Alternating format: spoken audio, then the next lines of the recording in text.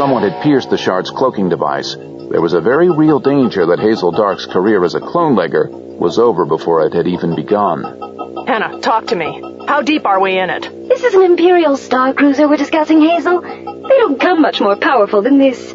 They'd blast us into tiny glowing fragments before we even left orbit. That ship is full of death and the memory of pain. They're clone-leggers. That settles it then. We can't waste time over a handful of body snatchers. Blow the ship to pieces.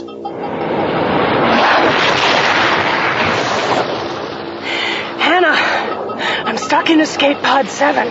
I need you to run through the launch sequence for me. Forget the AI. She's falling apart like everything else on this ship. I've activated the pod launch from the bridge. You'll be on your way in a moment. If you get out of this alive, raise a drink to me and the shard. Damn. You've killed me, Owen. Why, Kathy? Why did you do it? You've been outlawed. Anyone who brings your head to the Imperial Court on Golgotha will be rewarded with the lordship of Viramond and half your monies. Somebody really wants you dead, Owen. Ozymandias? Shut up and listen. You've been outlawed, and there's a hell of a price on your head. I know. So does your head of security. He's on his way to you right now with as many guards as he could muster, with the explicit intention of separating your head from your shoulders. You've got to get out of there now. The men who used to be his guards advanced purposefully, weapons at the ready. Owen wrapped himself in what was left of his pride and dignity and fought to keep his head up. And then a ship came crashing down out of nowhere, and everything changed. Move, you idiot! Shift your ass and get in here! I'm Hazel Dark. How I got here is rather complicated. I rescued you because I didn't like the odds you were facing. I'm new to the outlaw business. Where can we go where we'll be safe from the kind of people who'll be coming after me? There's only one place we can go. Mistworld, the rebel planet. Take us out of here, Oz. We're going to Mistworld. And the good God grant us luck, because we're going to need it.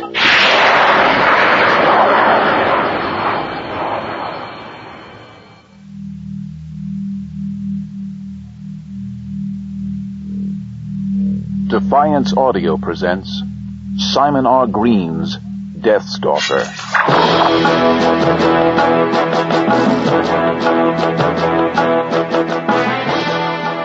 Narrated by Richard Rowan.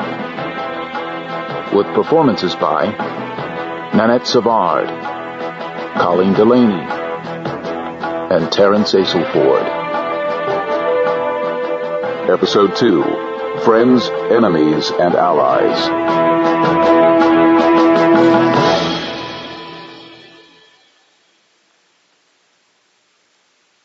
Rising to the Experience.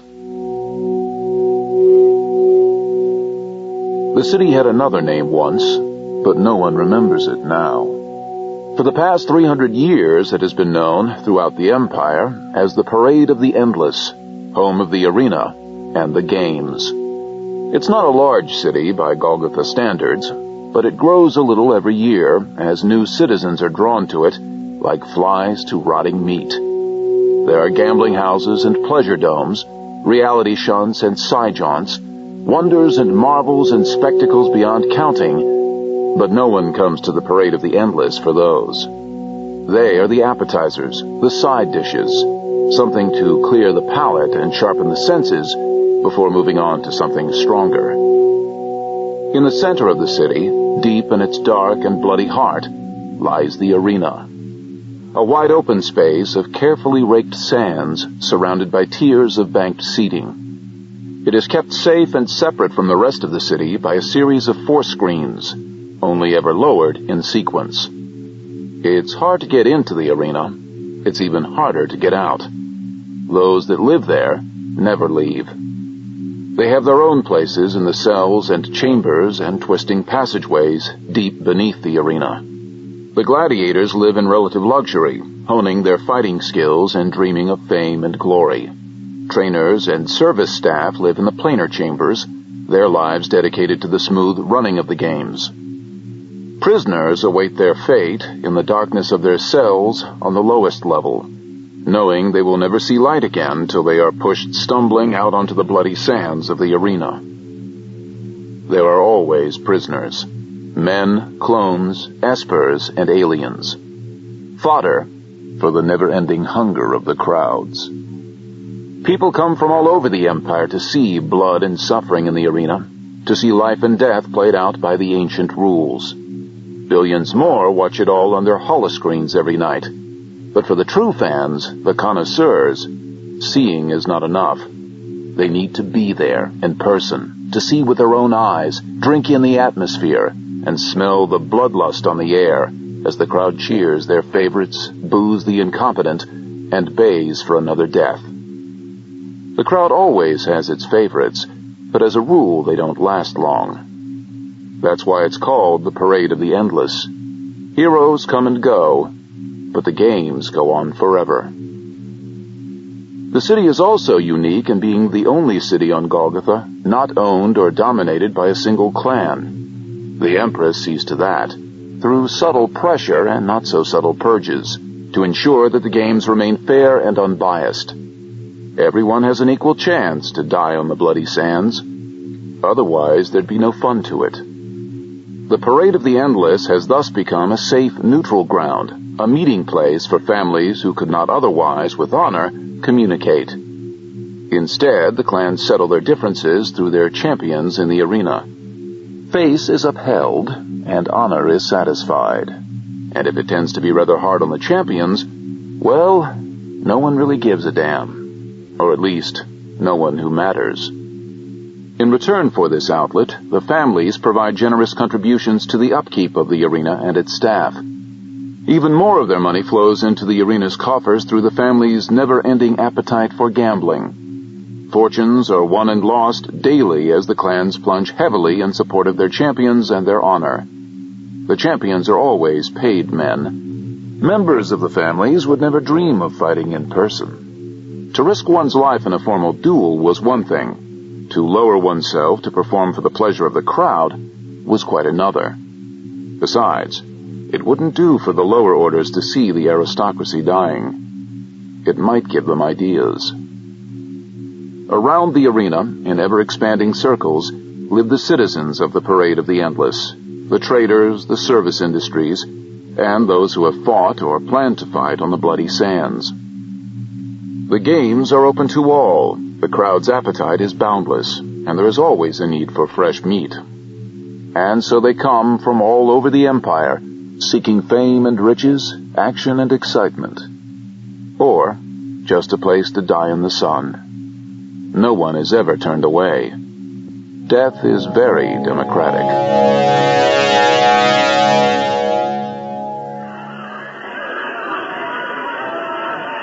The streets around the arena were packed with people, as always, coming or going or trying to sell something to those who were. Valentine Wolfe moved casually through the crush. Tall and darkly delicate, he was not an immediately impressive figure, but still, no one jostled him or got in his way. Everyone recognized the mascaraed eyes and scarlet smile, as they knew all the clan faces that mattered, and none of them had any wish to do anything that might be taken as an insult to Clan Wolfe. So Valentine walked on, his thoughts hidden behind the painted mask of his face, his eyes dark and far away. He never bothered with bodyguards. Some said through pride, some said through arrogance, but if truth be told, Valentine simply preferred the company of his own thoughts whenever possible, and found guards a distraction. He finally came to a halt outside a modest little patisserie, just a little off the beaten trail, and gazed thoughtfully at the wondrous confectionery creations in the window. He wasn't averse to the occasional indulgence of his sweet tooth, but that wasn't what had brought him there. The shop's owner, the one and only Georgios, supplied Valentine with tastes more tempting and far sweeter than anything to be found in his window. Georgios was one outlet of a complex drugs pipeline that Valentine had spent years putting together. Someone of his status could have practically anything he wanted just by asking, but Valentine preferred to keep his needs and appetites strictly private. Knowledge was power. And besides, some of the things he wanted were banned even to those of his rank. which was at least partly why he wanted them. A single black rose stood in a slender glass vase in the left-hand corner of the window, and Valentine studied it thoughtfully. The rose was Georgios's way of saying that he had Valentine's order ready to hand. That it was in the left rather than the right-hand side of the window was his way of saying that something was wrong. Valentine smiled slightly and considered his options. He could just walk away and avoid whatever trouble it was. Most likely it was some kind of trap. Like all those who played at the great game of intrigue, Valentine had his fair share of enemies, and then some. But if he did just walk away, he'd never know whose trap it was, and how they'd found out about Georgios. He hadn't thought anyone knew about him in Georgios. Besides, it would mean leaving the dear fellow in the hands of his enemy, and that would never do. He couldn't let people get away with threatening his friends and business partners, or he'd end up without any of either. And a good business partner was hard to replace. He pushed open the door and walked in quite casually, as though he didn't have a care in the world. It was dark inside the shop. Someone had polarized the windows to keep out the sun. Valentine let the door drift shut behind him and stood very still. He concentrated in a certain series of ways, and drug caches deep in his system opened obediently to the mental triggers and dumped their contents into his bloodstream. Fresh, oxygenated blood rushed to his muscles, which swelled subtly, readying themselves for action. His senses became supernaturally acute, and the shadows before him began to give up their secrets. There were 12 of them, standing very still at the rear of the shop. 2 of them were holding Georgios securely with a hand over his mouth. Valentine's smile widened slightly. They were all dead. They just didn't know it yet. Turn up the light, someone. There's a good fellow. We can't negotiate in the dark. What makes you think we want to negotiate? Said a voice that tried to sound cultured, but couldn't quite bring it off. If you were assassins, you'd have killed me the moment I walked in. Therefore, I assume you have something to say to me. Do get on with it. I'm running late for an appointment.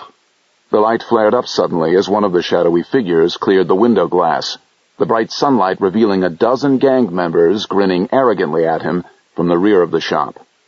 They were all naked, the better to show off the bulging muscles and other enhancements they'd bought from cheap knockoff body shops in the darker back alleyways.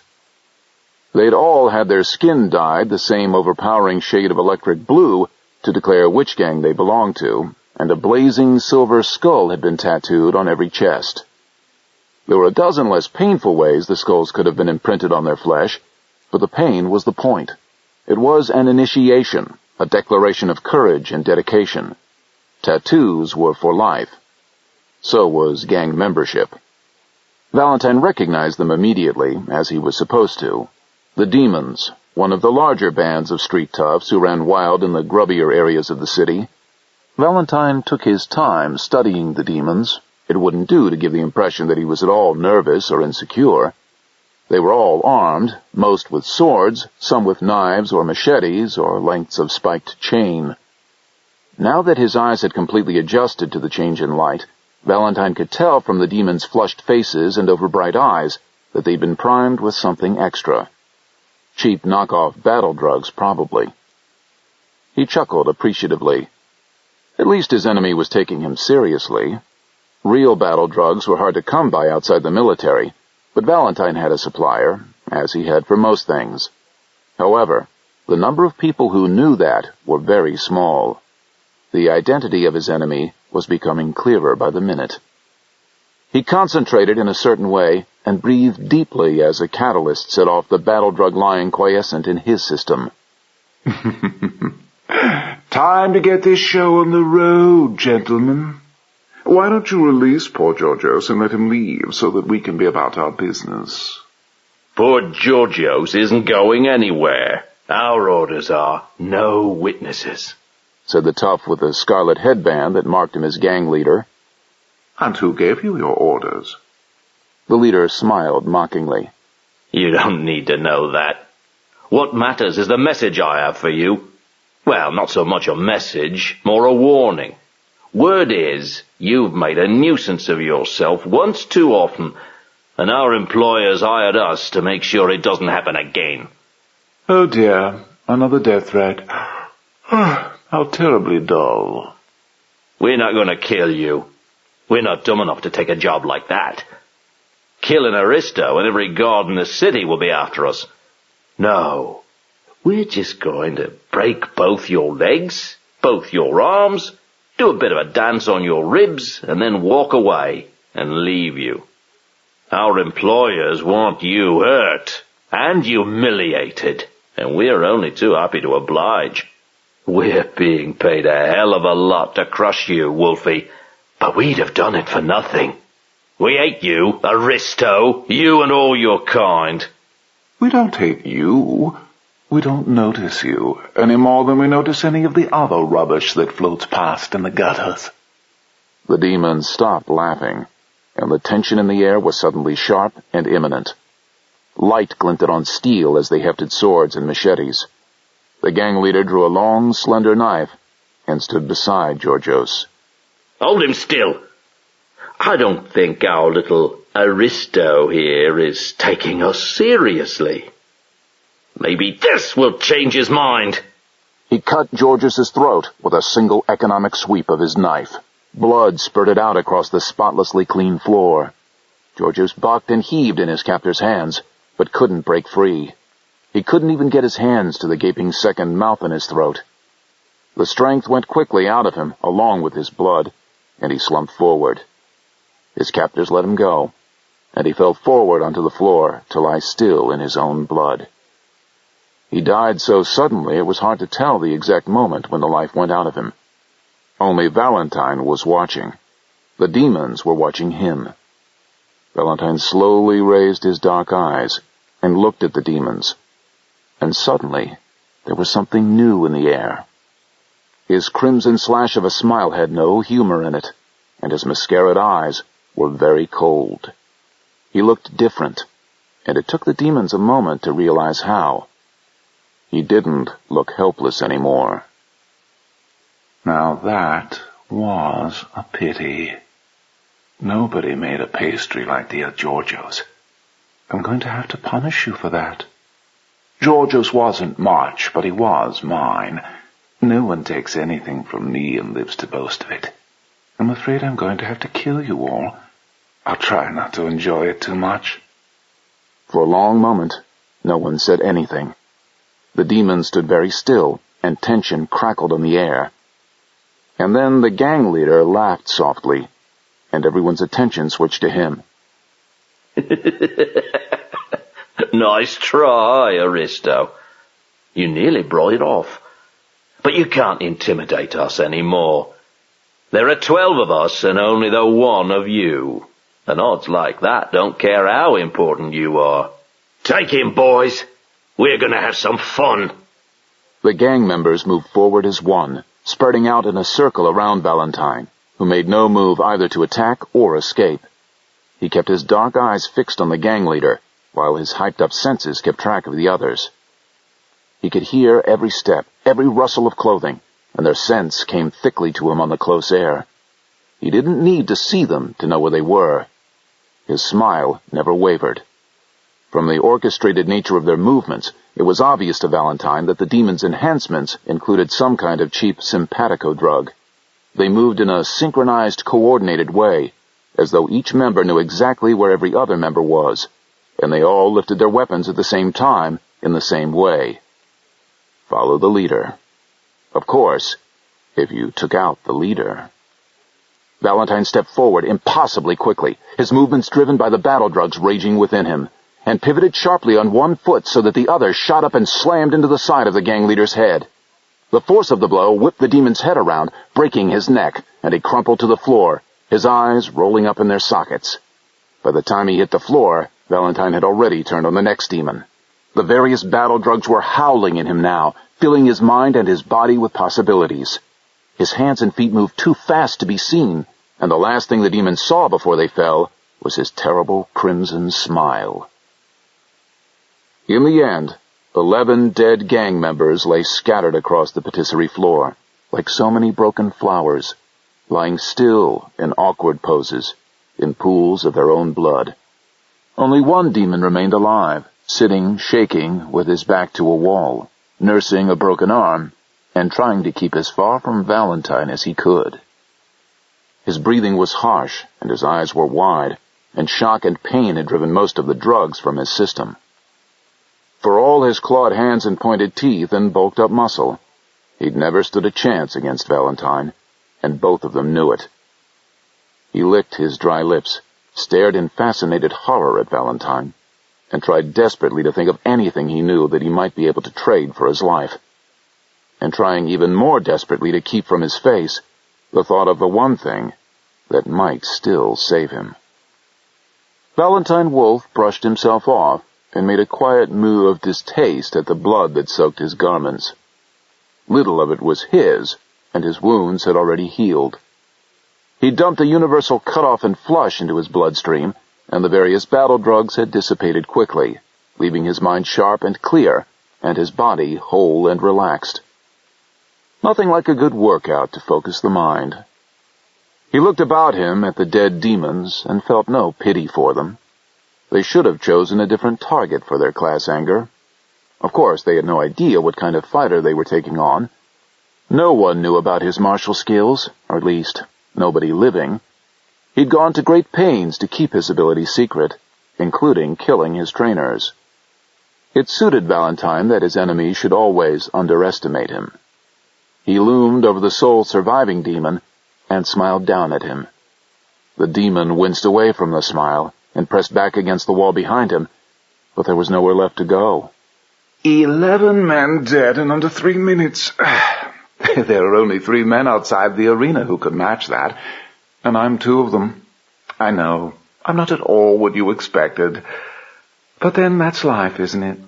I'm really rather annoyed with you. Poor Georgios is dead, my morning has been ruined, and my clothes are a mess. The only reason you're not dead and frying in whatever afterlife you believe in is because you have information I want. Someone set you on my trail, and you're going to tell me who, because if you don't, I'm going to take the morning's frustration out on you, and you'll be surprised how inventive I can be when I'm annoyed. Talk now. The demon spat a thick wad of blood onto the floor between his outstretched legs and tested a loose tooth with the tip of his tongue. He wouldn't meet Valentine's eyes. They upset him too much. I don't know their names. They didn't offer them, and for the kind of credits they were putting up, we didn't ask. Never saw their faces either. Had them hidden behind hollow masks. Man and a woman. Young, rich, arrogant. Aristos like you, by their accents. But they did leave something behind. Something that might interest you. It's in my pouch, over there.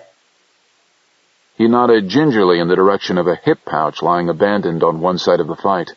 It was still sealed. Valentine walked over and picked it up with one thumb and forefinger.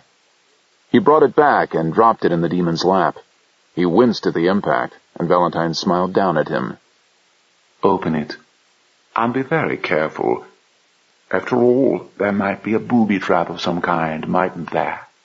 The demon smiled mirthlessly and fumbled at the pouch's straps with shaking fingers. His face was pale and blotchy, and the come-down from the drugs was obviously getting to him. Valentine watched him dispassionately. Amateurs had no business meddling with drugs. He looked back at the front door. One of the demons had activated the closed sign embedded in the glass of the door. That, together with the swiftness of the actual fight, had kept anyone from breezing into the shop in search of Georgios, but it wouldn't do to hang about too long. Some people, such as those of Valentine's rank, would only see the closed sign as a challenge. They might even kick the door in if they were sufficiently annoyed. Valentine would have. And the last thing he needed was to be found surrounded by dead bodies and soaked in their blood. It would be difficult to explain, and harder still to cover up. The authorities would take a great deal of expensive soothing, and his father would be furious. Valentine winced. No, that wouldn't do at all. It occurred to him that the demon was taking an uncommonly long time to get the pouch open. He stepped forward impatiently, and then stopped dead in his tracks as the demon opened the pouch, reached in, and pulled out a disruptor. Valentine froze where he was, his mind racing. The energy weapon changed everything. There was no way a small-time street tough could have got his hands on a disruptor through normal channels. It was death for such as him to even possess such a weapon. But the gun in the demon's hand was real enough, which suggested the demon's mysterious patrons really had been aristocrats after all. Valentine ran quickly through the drugs still available in his system. He'd used up most of the useful ones, and he was pretty sure the demon would shoot him if he made any move for his silver pillbox. He could still jump the tough and trust his reflexes were in better shape than the demon's. He could also get himself killed. He decided he was going to stand very still and wait for an inspiration to strike him. The demon covered him with the energy gun, though it was all he could do to keep it steady. There was a wildness in his eyes that Valentine didn't like at all. And yet it occurred to him that the demon had had plenty of time to shoot him, if that was what he intended.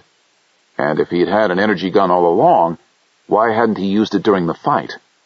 And then, as Valentine watched, the demon slowly turned the energy gun on himself, his face full of surprise and horror, pressed the barrel against his forehead, and depressed the stud. His head exploded in a splatter of blood and brains that rained down all over the shop. Valentine cursed mildly. The demon had obviously been programmed by his patrons not to reveal any secrets. And that was interesting. It suggested that not only did the patrons have access to a mind tech, but that the demons knew things that their patrons couldn't afford to have revealed.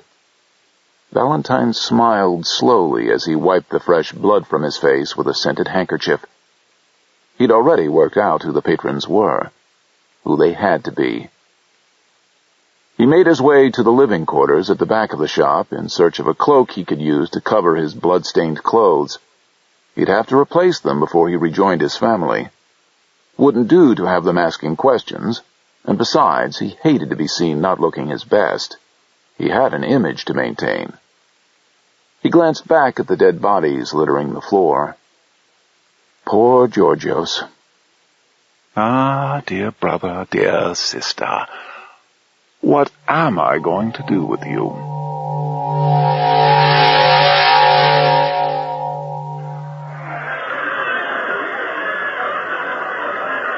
Daniel and Stephanie Wolfe, brother and sister to Valentine, waited impatiently for news in the family's private box at the edge of the arena. It was a fair-sized box, as boxes went, complete with every luxury that money and position could command. The sands lay a mere 10 feet below, so that the occupants of the box could enjoy the various life-and-death struggles at close range, and it came equipped with its own private forescreen, just in case things looked like they were getting a little too close.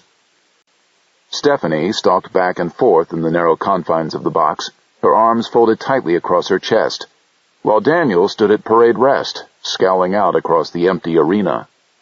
People had begun to arrive and were filing slowly into the ranks of tiered seating, but it was early yet.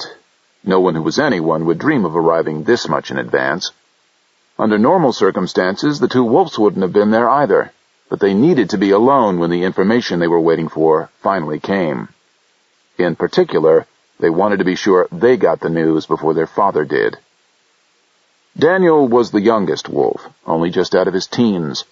He had the hulking frame of his father, but as yet neither the muscle nor the presence to carry it off. He was clumsy as a child, until his father beat it out of him, with the result that even now he kept his movements to a minimum, and saw those through with exaggerated grace and care. The stutter took longer to disappear.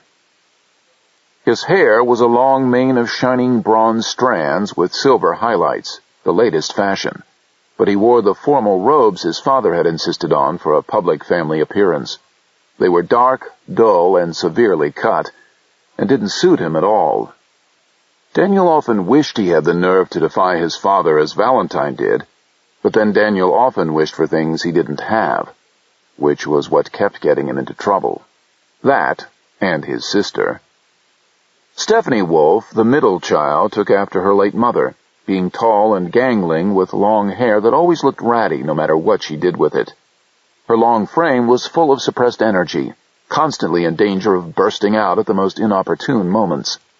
She was 24 years old, good-looking in a bland sort of way, no matter what she did with cosmetics, and boyishly slim, in an age when voluptuousness was always in fashion. Stephanie had been through a great many body shops in her time, searching for a more acceptable look, but in the end her natural stubbornness kicked in, and she settled for her true face and shape. The aristocracy set trends, not followed them. No one ever commented on her decision or her appearance. Firstly, she was a wolf, and secondly, Daniel was devoted to her, and ever ready to fight a duel over some perceived insult to his sister's beauty. Daniel and Stephanie Wolf, brother and sister, bound together by love and viewpoint and named ambition. Rich, young, and aristocratic. They should have had the world at their feet. But the world wasn't that simple. As younger siblings, they stood to inherit little or nothing as long as Valentine lived. So, being pragmatic and determined and children of their time, not to mention wolves to the core, they schemed and plotted and occasionally arranged little accidents for Valentine. They would have liked to order his death, but they weren't that stupid. In the event of Valentine meeting a violent or suspicious death, the first thing the imperial court would do would be to order them both to be examined by an esper. Guilt would mean immediate execution, despite their rank and station. And if they tried and failed, and word got out, they'd be laughingstocks, humiliated before all the families. So they settled for accidents, apparently random occurrences that would hopefully hurt and maim, and at the very least make him look incompetent. If Valentine could be proved unfit to inherit, he might be put aside in favor of Daniel or Stephanie. Of course, if any of these accidents were to be traced back to them, there'd be hell to pay, not least from their father. But if truth be told, the risk was half the fun. After all, there was no point in gambling if you could afford to lose. Daniel and Stephanie needed the thrill almost as much as they needed their brother's downfall. Even if they didn't handle the pressure very well. Stephanie stopped herself, pacing back and forth with an effort, and threw herself into one of the extremely comfortable chairs set out by the guards earlier, before they retreated to a discreet distance. Apart from making sure they were out of earshot, Daniel and Stephanie ignored them. There were always guards, no matter where they went. It was part of being an aristocrat. Daniel looked back at his sister and smiled slightly. About time. You've practically won a groove in that carpet pacing up and down. We wouldn't want dear Papa to get the idea we've anything to feel nervous about, would we? Stephanie smiled at him sweetly. Forget the sarcasm, Danny. You've never had the gift for it. It requires wit and a lightness of touch, among other things, all equally beyond your grasp. Father will be here soon, hopefully bearing news of our dear brother's unfortunate mishap. When he tells us, do try not to overreact. We're bound to be suspected, but there's no point in providing our enemies with ammunition. Forget trying to look surprised. Just look dazed and leave all the talking to me. Of course, Steph, don't I always? There's always the chance Valentine is dead, if things got out of hand. I don't see how. We planned for every contingency, as long as those thugs followed their instructions. No, if he was dead, we'd have heard by now. Father would have burst in with the news, or the guards, or a servant, or somebody. You couldn't keep news like that quiet. Keep your voice down, Steph. Of course, you're right. Dear Valentine is currently lying in the filth of a back alley, one big mess of broken bones. Yes, you're right. You did fix the gun, didn't you? Of course. All identifying marks were removed. There's no way it can be traced to us. The gun still worries me. It's a clear sign the street gang wasn't working on its own. We had to be sure none of the gang would survive to answer questions. The gun and the subliminal conditioning will take care of that. Stephanie relaxed a little in her chair. Valentine won't even know what hit him. The medics will fix him up fast enough, but the attack will cast severe doubts on his competence. A few more such incidents and he'll be a laughingstock. And then, finally, we'll find a way to dispose of poor, accident-prone Valentine. And nothing will stand between us and control of Clan Wolf. Unless Constance has a child. Ah, yes, dear stepmother. If she was to have a child, dear papa might well disinherit us in favor of the newcomer. So it's just as well I bribed our family food taster not to notice the contraceptives I've been lacing her food with. She can no more carry a child now than father could. Daniel glared at her. And what if he gets an attack of the scruples and betrays us? He won't. He can't betray us now without incriminating himself. He should have gone to father the moment he suspected anything was wrong, but the money I offered was just too tempting. Besides, we still have some insurance. The drug I've been slipping into his food is extremely addictive, and I'm his only source. He checked everyone's food but his own. Stop worrying, Danny. I've thought of everything. Daniel looked at her affectionately. You always did have a delightfully devious mind. We'll have such fun ruling the family. Stephanie smiled dazzlingly. With my brain and your brawn, we can do anything, Danny. Anything at all. And then they both fell silent as they heard approaching footsteps and the guards crashing to attention. Daniel and Stephanie just had time to get to their feet and look casual, and then Jacob Wolf came crashing into the box, followed by their new stepmother. Jacob was clearly in a foul mood.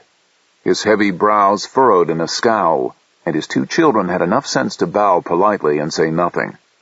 The wolf was flaming mad about something, and they didn't want his anger aimed their way. Daniel bowed to his stepmother. Stephanie barely nodded.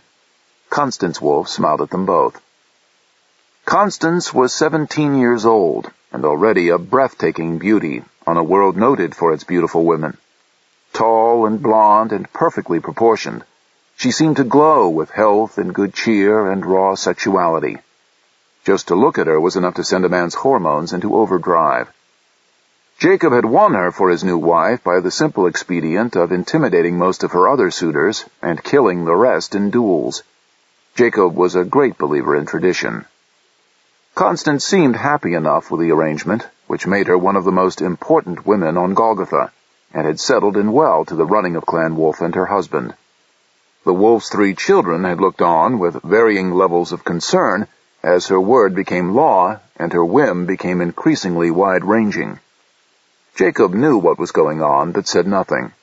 It was up to his wife and his children to sort out their own pecking order. As long as they were polite in company and didn't squabble in his presence, he didn't give a damn. He spun around suddenly, catching all 3 by surprise, and fixed them with his glare. The Summerisle died in court today, cut down in a duel by Kid Death, his own damn grandson. There's no pride in family anymore. Daniel smiled tightly. Youth must have its day, Father. The old must give way to the new. That's the way of things. The wolf glared at him contemptuously. You ever raise a hand to me, boy, and I'll cut it off at the wrist. Or perhaps you think you're ready to run this family? Of course not, Father. Not yet. Not ever, unless you buck your ideas up. But I'll make a man of you yet, boy, despite all your sister can do to prevent it. That's not fair, said Stephanie, moving protectively closer to Daniel. Someone has to look out for him. He's a wolf. He's supposed to be able to look out for himself. That's what being a man is all about. I won't always be here to wipe his nose for him. Now stop that, said Constance, pouting prettily as she dropped a restraining hand on his arm. You're good for another century at least, and I won't have you saying otherwise. Besides, it's far too nice a day to spoil it with a quarrel. We're supposed to be here for a family meeting before the games begin. Can't we make a start? Not without Valentine. I seriously doubt he'll have anything serious to contribute, apart from the address of his latest chemist. But he is my eldest and has a right to be present, even if he is late. Again. Yes, said Daniel. I wonder what's keeping him. Stephanie tensed, but for once Daniel had enough sense not to share a confidential smirk with her. Instead, he was looking thoughtfully at their father, and Stephanie felt like joining him. Jacob Wolf only retired to his private box at the arena for family meetings when he wanted to discuss something really delicate. The box's combination of indoors and outdoors made it difficult for anyone to bug, and the ESP blocker concealed in the structure of the box kept out any psionic eavesdroppers. Jacob believed in being thorough. Stephanie looked away from her father and searched for something to distract her. Out across the arena, the giant holoscreen was showing close-ups and slow-motion replays of the fighting in the arena. The holoscreen was there for the benefit of the connoisseur, and those right at the back, so that no detail of the blood and butchery need be missed. Stephanie smiled broadly, enjoying the show. And then she stiffened as she heard footsteps approaching the box. Her heart jumped, and she breathed deeply to keep a betraying flush from her cheeks. The messenger was finally here with news of Valentine. She turned slowly, savoring the moment, and found herself face to face with Valentine, coolly entering the private box, as though it was just another day and all was well with the world. For a moment she thought she might faint, but a quick glance at Daniel, all slack-jawed and bulging eyes, brought her back. She had to be cool, had to be ice-cold. She had to be strong for both of them until she could discover just how much trouble they were both in.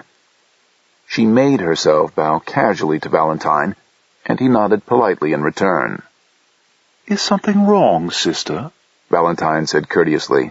"You look rather pale." No, nothing's wrong. You're a little late. We were concerned something might have happened to you. Did anything unusual happen on your way here? Said Stephanie, fighting to keep her voice as calm as his. "Unusual? No, not that I can think. Why do you ask?" No reason. No reason. Valentine smiled his wide crimson smile, and his dark eyes gave away nothing at all. He shrugged off his cloak and dropped it over the back of the nearest chair. Stephanie frowned in spite of herself. Her brother was wearing the ugliest, coarsest, and most unfashionable clothes she'd ever seen him in. In fact, to be bluntly honest, they looked like a tradesman's clothes, and not even the right size. She would have sworn he would rather have died than appear in such a state in public. "I'm a little late because I had to stop off along the way. I had to pick up my new outfit. Rather dashing, don't you think?" "We can discuss your appalling taste in clothes later. We have family business to discuss. We waited for you to put in an appearance because some of it specifically affects you." Valentine sank elegantly into a chair and fixed his father with a condescending gaze. "You're not thinking about putting me through detox again, Father, surely? You must know by now that my system will never be normal again after all the wonderful things I've done to it. You'd have better luck trying to change my height than my blood chemistry." "No," said the wolf, smiling unpleasantly. "I've given up trying to change you, Valentine. I thought I'd let someone else have a try. I've decided it's time you got married. All of you." He beamed round at his 3 children, who looked back with varying degrees of shock. The wolf's smile deepened. "To that end, I have arranged marriages for you all to suitable young matches of good family backgrounds." There was a long pause, while nobody said anything. Jacob was enjoying himself. Valentine was looking thoughtful, and Stephanie and Daniel were looking desperately at each other for ideas and support. The wolf sat down in his usual chair, taking his time to make himself comfortable. Constance came and sat beside him, still smiling sweetly. Jacob patted her fondly on the arm. "Your new mother and I have been discussing this. It's time I had a few grandchildren to bounce on my knee, young sprouts to carry on the bloodline. I waited till late in life to sire you 3, and I won't have you making the same mistake. You're getting married, whether you like it or not." "Do I understand you have already picked up partners for us?" "Damn right I have. Leave you to sort it out and you'd make a right mess of it. I've chosen prime young fillies for you and Daniel, and a strapping young blade for you, Steph. Good bloodlines, excellent stock. You'll meet them at the Imperial Ball tonight, and be married next month." "Next month?" howled Daniel. Stephanie didn't think she'd ever seen his eyes bulge quite so much, but for once she was helpless to support him. She was too busy trying to get her own whirling thoughts under control. "Yes, next month." Jacob wasn't even trying to hide his satisfaction. If I gave you three any more time, you'd undoubtedly find a way to wriggle out of it. So the marriages will go ahead just as soon as the proprieties have been observed. I'll see you damned in hell first, Daddy! Stephanie wouldn't have believed her own voice could hold such ice, such venom. Daniel nodded vigorously at her side. You can argue all you like. It won't do you any good. You could, of course, refuse to go through with the ceremony, in which case I would have no option but to disinherit you and have you thrown out of the clan. Think about that for a moment, dear children. Could you exist outside the protection of family? No money, no station, no future. Having to work for a living? What jobs could you do? No, you've been cosseted and pampered too long to survive in the real world. Any last comments before we pass on to our next order of business? He looked from one face to another, one eyebrow raised politely. Daniel was trying to find his voice while looking like someone had just kicked him in the gut. Stephanie was scowling furiously, thinking hard. Valentine smiled suddenly. If it's to be a church wedding, can I wear a veil? I look good in white. Jacob gave him a hard look, but decided not to rise to the bait. He looked out over the arena, but nothing much was happening. The first few fighters had mostly killed each other, but there was hardly anyone in the stands or private boxes to see it. The last two survivors stamped back and forth across the bloodied sands, but few of the slowly growing audience took any notice. The winner lowered his sword and put it away, then bent down and helped his fellow gladiator to his feet. No one had cared enough to turn a thumb down. The fighters moved slowly away, heading back to the main gates and the training areas under the arena. Jacob watched them go. He thought he knew how they felt. He was fighting for his life and that of his family in the great game of intrigue, and no one seemed to give a damn about his struggle either. He turned back to face his children and tried to keep the tiredness out of his face. The contract for mass production of the new star drive is being readied. Whoever wins the rights to this new drive will end up with power and riches almost beyond imagination.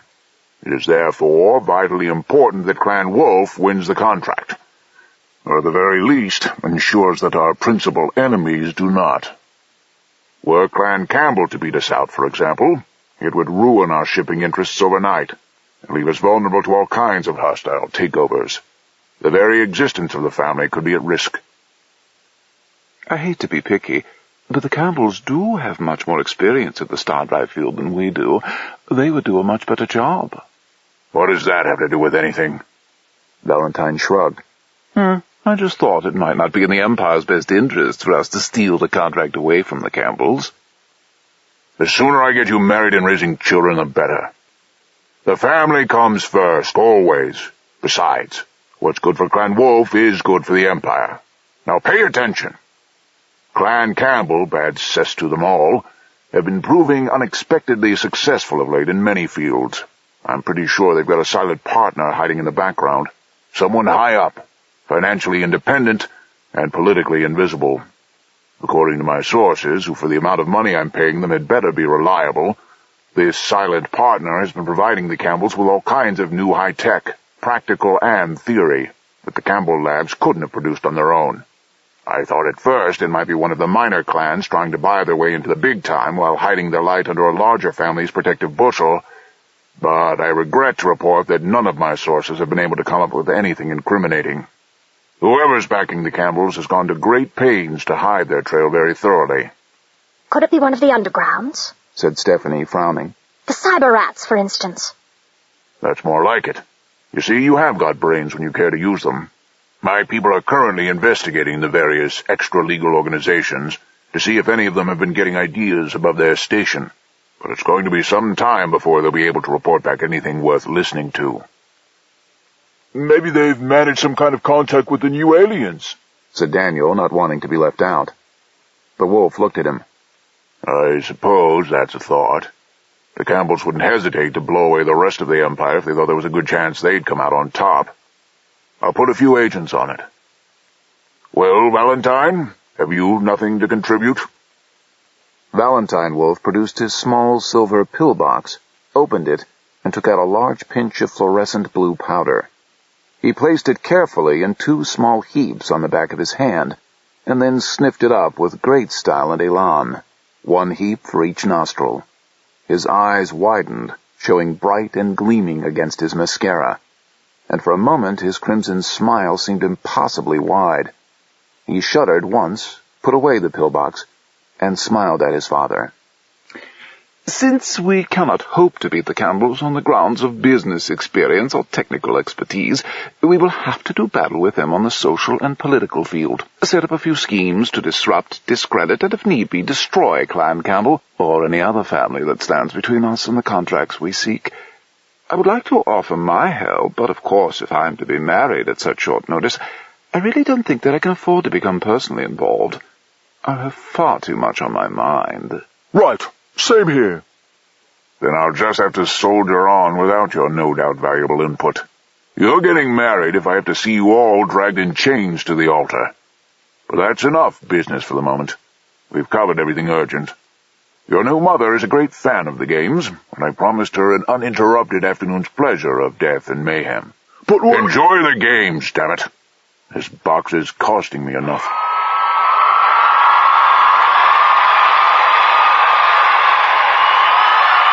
The games proper started traditionally with rebel baiting. 20 convicted felons, habitual offenders who hadn't learned a thing from their previous days in jail, were turned out onto the sands without armor or weapons, and 20 experienced gladiators pursued them with whips and swords. The rebels ran in every direction, screaming for help or a weapon or just another chance, and the crowd booed and hissed them. The gladiators pursued their prey, cool and calm and very professional. And finally, one by one, they died for the pleasure of the crowd, and their bodies were dragged away. The growing crowd laughed and cheered and applauded the gladiators. They always enjoyed a good comedy turn. The stalls were filling up now, and most of the private boxes. The beginners and warm-ups had done their job, and the real games were about to begin. The holocameras were in place, ready to catch all the action as it happened, and already the resident bookies were making money hand over fist. The first real turn was a pulse stirrer. 3 clones from the underground were turned loose in the arena, armed only with swords. They were all the same slim, dark-haired youth, with wide eyes and trembling mouths.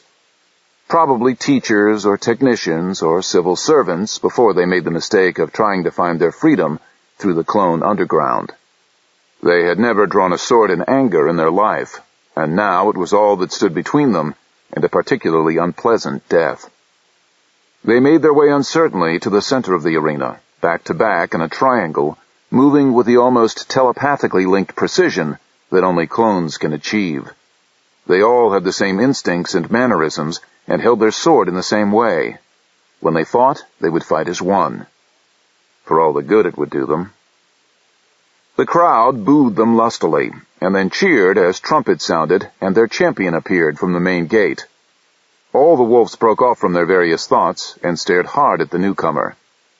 The Campbells had loaned out their private investigator, the man called Razor. He was tall and blocky, with thick slabs of muscle and a patient, brooding face. His skin was dark, his close-cropped hair was white, and his eyes were a curious green. He moved with a slow, steady power that suggested something implacable and unstoppable. He carried a curved sword in each hand, but wore no armor. He didn't need any. He was an investigator. Technically, he was supposed to give up the title once he'd retired from the service, but no one was stupid enough to tell him that to his face. Clans often acquired their own investigators, once they were free of the service's demands. They made invaluable bodyguards and champions, mainly on the grounds that very few people were dumb enough to upset an investigator. Razor moved unhurriedly toward the clones, and they scattered around him like fluttering birds. One moment Razor was still, and the next he was moving too fast to follow. His swords lashed out, burying themselves in flesh and leaping out again, and the 3 clones staggered away from him, clutching at their death wounds, to lie still and broken on the bloody sands. Razor sheathed his swords and bowed formally to the Campbell's private box. He didn't wait to be acknowledged before turning and walking back to the main gates. The crowd was booing. It had been over too quickly. They hadn't had a chance to savor the suffering and deaths of the clones. A few connoisseurs and military men who understood what they'd just seen were applauding loudly, but no one paid them any attention. Least of all, Razor. Microorganisms in the sand ate up the fallen blood and dispersed it evenly as the handlers raked the sands till they were tidy again. They finished their work and got off the sands as quickly as they could. The crowd tended to throw things, and some of them had a nasty sense of humor. The recorded trumpet sounded. A man strode out onto the sands, and the crowd went insane, jumping to their feet to cheer and wave and hug each other in anticipation. There was no announcement. Everyone knew who he was. He was the Masked Gladiator, undefeated champion of the games, the darling of the Golgotha crowds. Everything else had been warm-ups. He was what they had all come to see.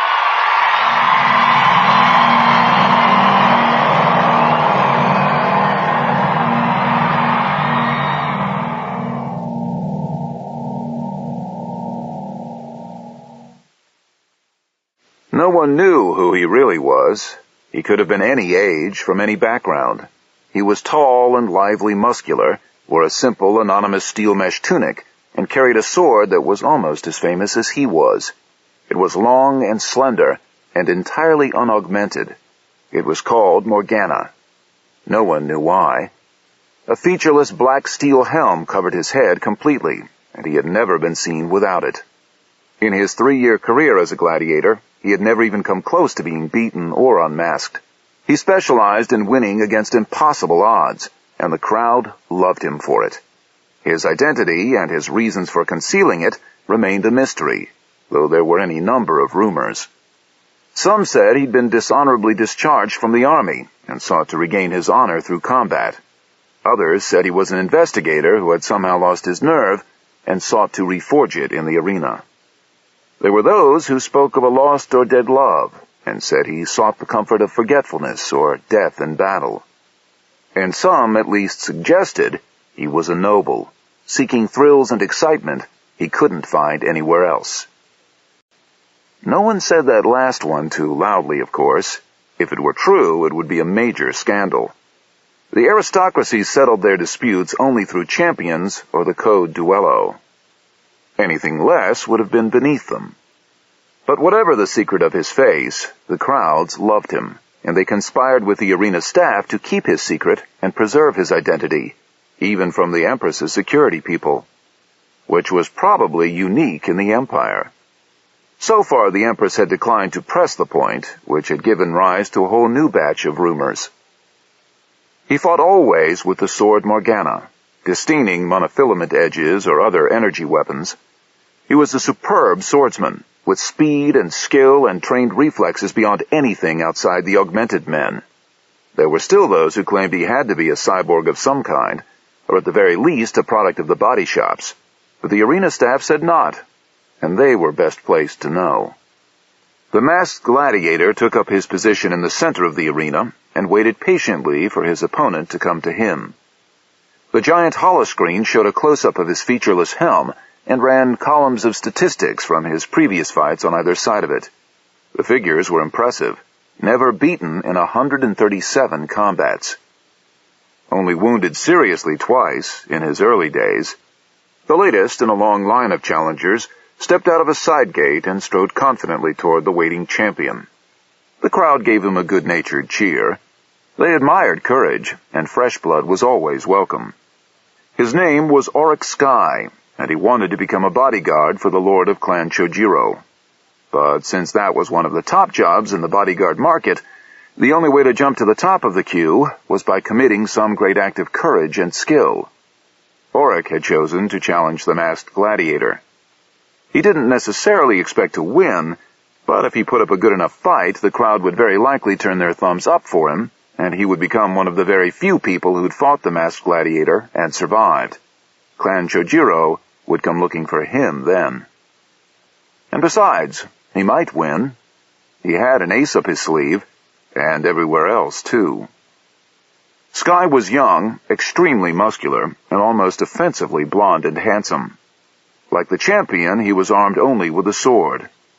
Clan Chojiro were somewhat old-fashioned in that they didn't approve of clones or espers or any other deviance from the human norm, but they had no objections to the gifts of technology. In this case, Sky was known to have had steel plates inserted under his skin to cover all his vulnerable areas and steel webbing everywhere else. A kind of internal armor, with no weak spots. The weight slowed him down, but he had ways of dealing with that. The masked gladiator had never fought such an opponent before. Even so, hardly anyone was betting against him. Sky advanced on the champion, who bowed courteously to him. Sky broke into a lumbering run, his sword stretched out before him. His weight left deep footprints in the sand, but still his movements were eerily fluid, and he covered the intervening distance surprisingly quickly. The champion smiled inside his helm. Whatever body shop had provided Sky with his exceptional muscles had done an excellent job. The masked gladiator stepped forward suddenly, catching Sky by surprise, and swung Morgana round in a whistling arc. Sky couldn't get his sword up in time, and the double-handed blow slammed into the side of his neck. The blow would have decapitated anyone else, but Sky just stood there and took it. He grunted softly at the impact and lurched one step to one side, but he had his balance back in a moment, and his free hand shot up to grab Morgana's blade. His bare hand closed on the steel like a vice, and the gladiator had to use all his strength to pull the blade free. It emerged jerkily from Sky's fist, the sharp edges slicing through the skin, only to grate against the steel webbing beneath it. Sky grinned quickly, ignoring the pain and the blood from his hand and neck, and brought his own sword up in a dazzlingly swift thrust at the gladiator's gut. The champion blocked the blow as though he'd known it was coming, but had to fall back a step to do so. Sky pressed forward, and the gladiator backed away. The crowd couldn't believe it.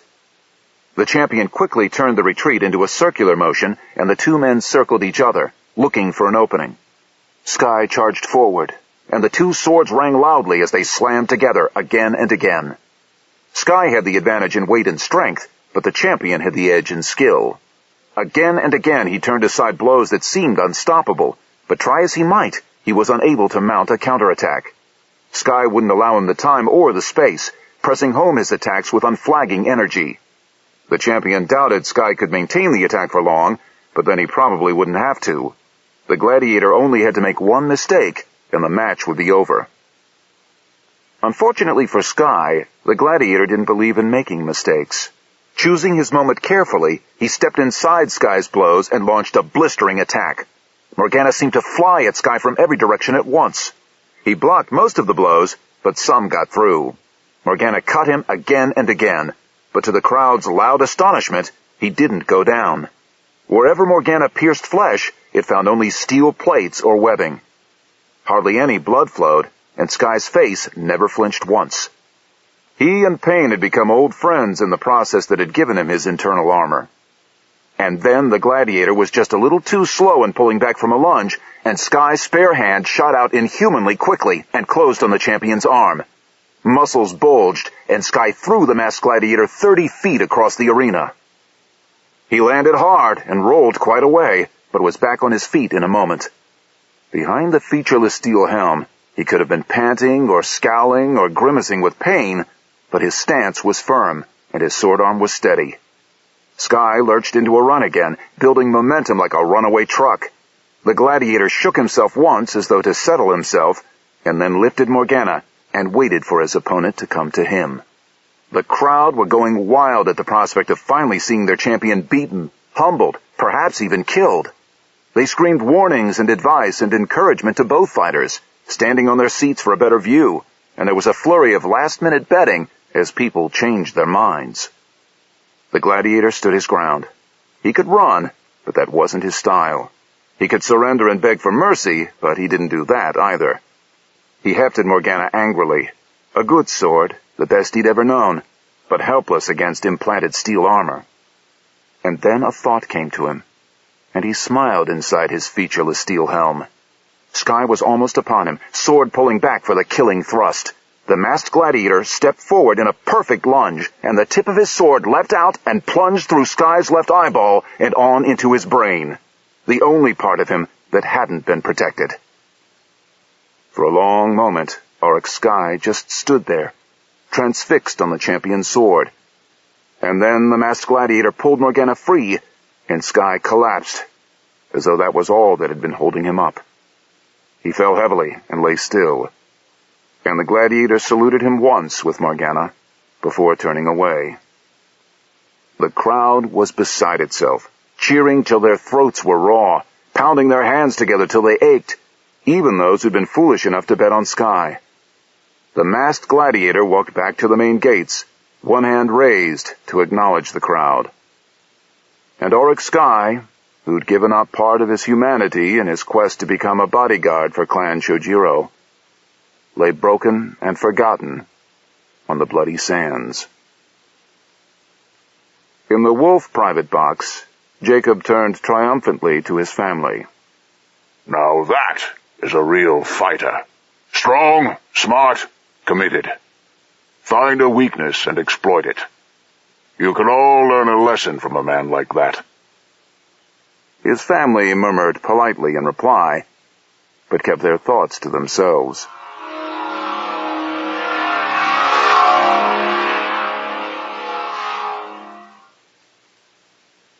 Friends, enemies, and allies. Mistworld was the rebel planet, the only rebel planet in the whole of the Empire, a world made by renegades and traitors, insurgents and troublemakers. Schemes for rebellion against the Empire came and went without accomplishing much, because the rebels were only safe as long as they stayed on Mistworld, protected by a powerful psionic screen that was the equal of anything the Empire could send against it. And to this last refuge, this last chance, this last roll of the loaded dice, came Hazel Dark and Owen Deathstalker, the ex-Clone-Legger and the outlawed lord, to start a rebellion that would spread far beyond the world that birthed it. The Sunstrider howled out of hyperspace like a bullet shot from a gun, and then slowed reluctantly into high orbit around Mistworld. Its shield snapped on again, and the sensor spikes shimmered, but there was no trace anywhere of the two star cruisers that had been attacking it. In the luxurious main cabin, Owen sank back in his chair with a sigh, and Hazel blinked respectfully. I'm impressed. We made it all the way here, across half the damn Empire, in just one jump. It normally takes at least 7, and only then if you've got a shit-hot navigator. How much power did we just burn up? Hardly any, said Owen smugly. I told you, this is a whole new kind of star drive. It's going to make everything else obsolete. How does it work? Owen shrugged. I don't know. I just bought the ship. I didn't design it. I had my AI scan the manual so it could fly the thing, but I've only flipped through it. I'm not really very technically minded. I've always had people to do that sort of thing for me. That's one attitude you'll have to lose, Aristo. An outlaw can't afford to rely on anyone but themselves. You should know. All right, what's our next step? We ask very politely for landing permission. Once we're dirtside, we're protected by the planet's espers, but out here we're a sitting duck for the first Imperial ship to come along. It won't take them long to come here looking for us, and while this ship might be fast, it's got no heavy-duty weapons systems at all. Well, no, it's a pleasure yacht, not a warship. Next time, look a little further in the catalog. I'll contact Mistport. It's the only starport on Mistworld. In fact, it's their only city. It's not what you'd call a densely populated world, and once you've lived there for a while, you'll know why. Desolate bloody place, all snow and ice and fog. I just hope I can pull a few strings, call in some old favors. It's been a while since I was last here, and I'm not sure if I've got any friends left in Mistport. She was silent for a long moment, frowning, and Owen studied her thoughtfully. She fascinated him, if only because he'd never met anyone like her before. He'd grown up believing the only good rebel was a dead rebel, and now he was one. His life had changed completely, and he was going to have to understand Hazel and her world if he was to survive in it. What brought you here before? Hazel started, jerked out of her thoughts, then shrugged self-consciously. I spent some time here recovering after my stint as a mercenary on Loki during the Succession Wars. As usual, with my native wit and massive experience, I had no trouble picking the losing side to sign on with. We got our ass kicked good. My side scattered to the winds, and I ended up here because it was the only place my enemies wouldn't come looking for me. As it turned out, I was wrong about that, too, but that's another story. What are we going to do once we've landed? A hell of a lot of people are going to be looking for me, and the price on my head would tempt a sainted nun. What's this wee bit? I hauled your ass out of the line of fire because I couldn't just stand by and watch you die, but I haven't adopted you. In fact, if I'd known you were an aristo, I'd probably have joined in the shooting myself. As it is, once we are safely down, I am going my way and you can go yours. The last thing I need is a know-nothing tenderfoot like you slowing me down and attracting attention. I have my life to rebuild, and that's going to be hard enough without carrying a passenger. I am quite capable of looking after myself. I've been trained as a warrior by some of the finest tutors in the Empire. Judging by what I've seen, you should ask for your money back. You're a liability, Owen, and I've got my own problems. You'll do all right. Selling this ship should make you one of the wealthiest people on Mistworld if you don't let yourself get fleeced. Sell Sunstrider? Are you out of your mind? She's my only chance of getting off this planet. Owen, you're not going anywhere. This is the end of the line for people like us. Mistworld is the only planet where you can hope to survive. Anywhere else, they'll cut your head off the moment you raise it to look around. You aren't going to find it easy here, but at least you'll have a fighting chance. And that's the best you can ever hope for as an outlaw. Owen thought hard. Much as he hated to admit it, he needed Hazel Dark. She was loud, overbearing, and definitely common, but she understood this new world of outlaws, and as yet, he didn't. You can't just abandon me. You have contacts here. I don't know anyone. You can't just walk off and leave me to the wolves. Watch me. I don't owe you anything, Aristo. If I'd known you were going to cling on like this, I'd have shot you myself. All right, thought Owen. So much for appealing to her better nature. She is an outlaw, after all. How about this? I'll hire you as my bodyguard till I learn the ropes. Name your own price. Hazel looked at him thoughtfully. And just what were you planning to pay me with?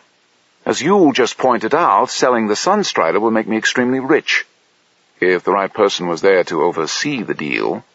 10%. I get my money right off the top, and you don't get to make any conditions. You also don't get to whine, complain, or ask impertinent questions. I'll stick with you till you're established, but then I'm off.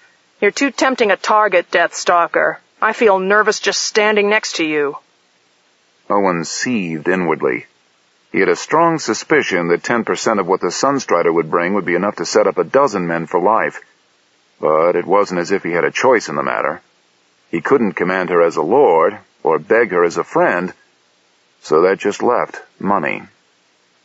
All right, you've got a deal. He put out his hand for her to shake, but she just looked at it. Forget the handshake, Deathstalker. We've no reason to trust each other. All you need to know is that if you try to cross or cheat me, I'll cut you up into bite-sized chunks, and to hell with all your fancy training. Now let me think. She stood there for a long moment, frowning, concentrating. Owen lowered his hand and let it rest on his belt near his sword. With anyone else, he would have challenged them to a duel for such an insult, but Hazel was different. He had a feeling he could come to respect her, if he didn't kill her first. Assuming the few friends I made last time I was here are still around and still feeling friendly, I should be able to talk our way past quarantine. We can't afford to hang around long enough to be recognized. Unfortunately, we can't afford to rely on my old contacts. Lifespans tend to be rather short on Mistworld. If the people don't kill you, the planet will. I hope you've got some industrial-strength warm clothing tucked away on this ship somewhere, or we're going to freeze solid just walking off the landing pads. Assuming your old contacts are no longer in the land of the living or the willing, and we can't talk our way past quarantine, how long would they hold us? Long enough to call an Esper to dig through our minds in search of something incriminating. Missport security takes its job very seriously. The Empire keeps trying to smuggle in disguised plague ships and the like. And we can't afford to be identified. Great. Just great. All right, Hazel. Do whatever you have to, but keep us out of quarantine.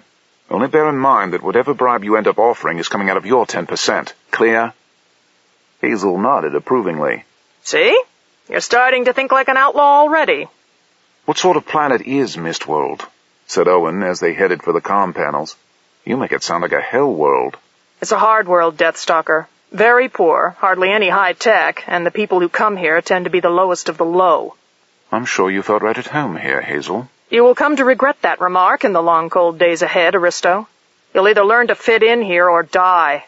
Your choice. Ozymandias, are you listening? Of course, Hazel, said the AI promptly. A great many people have been trying to talk to us. I have been waiting to ascertain whether we wish to talk to them. Patch me through to the Mistport control tower. Everyone else can wait. As you wish.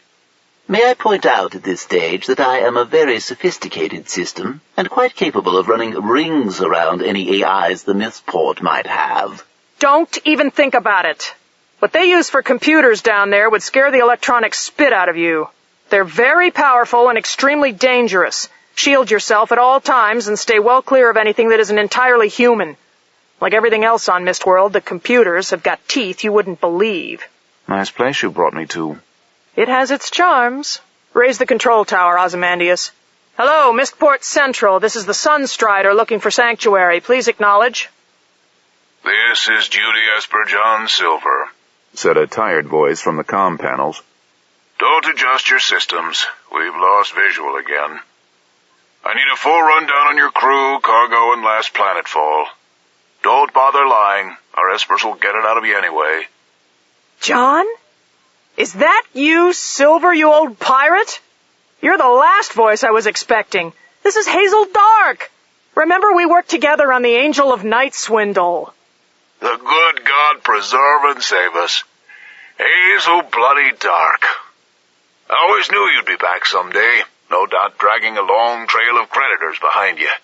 Who have you got mad at you this time? Practically everyone.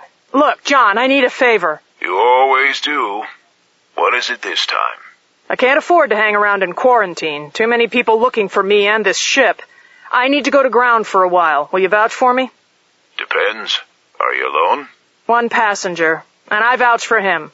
That's not much of a recommendation. I have a strong feeling I'm going to regret this. But all right.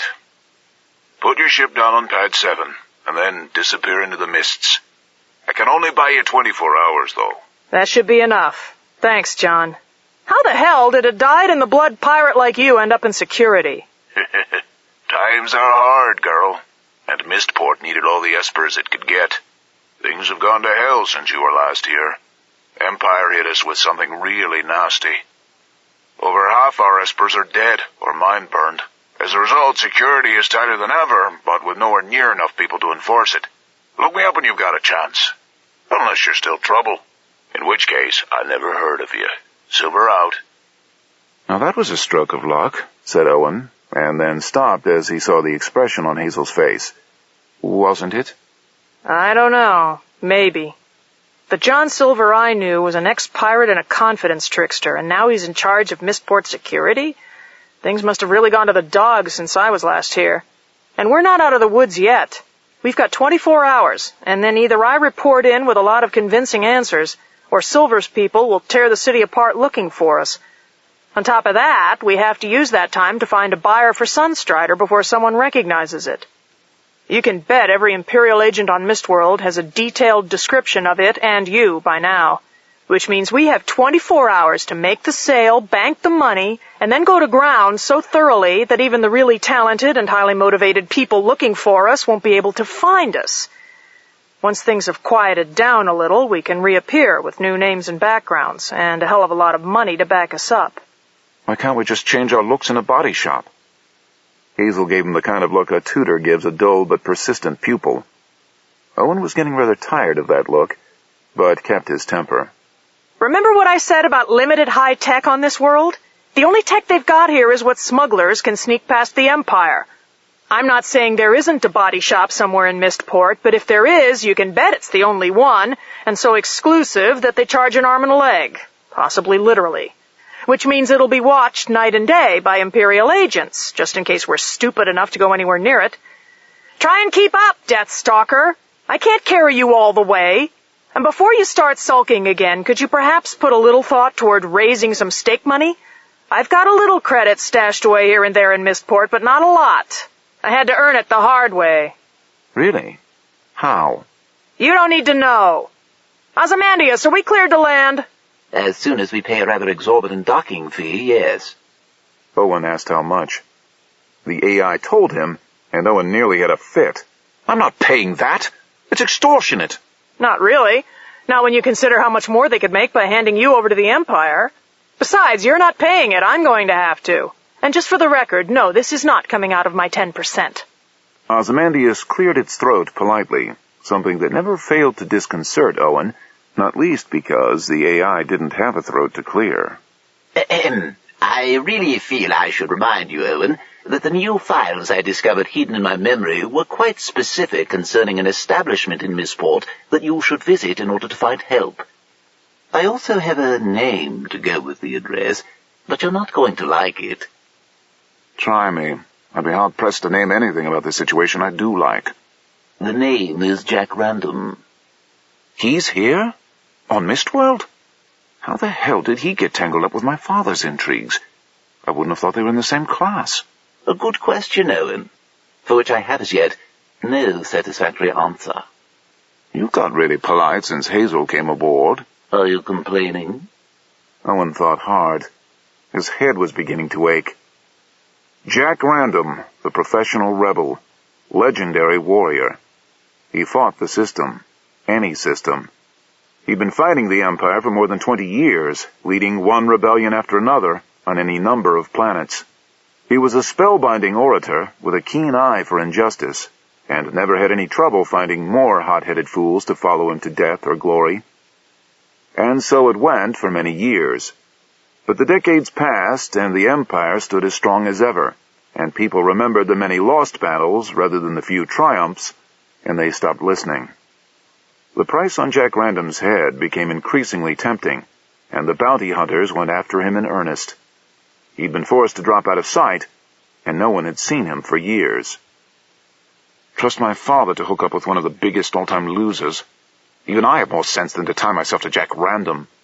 By all accounts, a legendary fighter and hero, but a piss-poor general.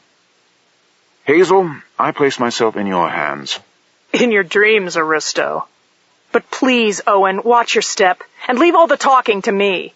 If the people we're going to see get even a hint of who you really are, we are both dead. Relax. I am not without experience. I know how to comport myself in public. That's what I mean! You can't go around using words like comport. It's a dead giveaway. Look, don't say a word, and I'll pass you off as my deaf-mute cousin. Owen looked at her. Don't do me any favors. Trust me, I won't. Owen kept his mouth shut and his eyes open as Hazel led him through the narrow streets of Mistport. The city was in a hell of a state.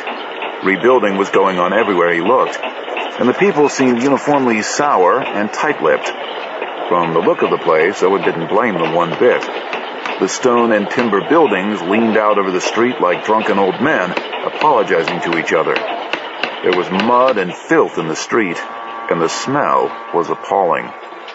A thick fog pearled the air in sheets of gray, so that lamps burned brightly at irregular intervals, even though it was getting on toward midday. People filled the streets, huddled under heavy furs and cloaks, looking straight ahead and using their elbows with practiced skill. Owen and Hazel kept the hoods of their cloaks pulled well forward so that their faces were hidden in shadow. No one stared at them or showed any curiosity. Apparently anonymity was a common state in Mistport. Owen trudged on through the mud and slush and beat his gloved hands together to force out the cold.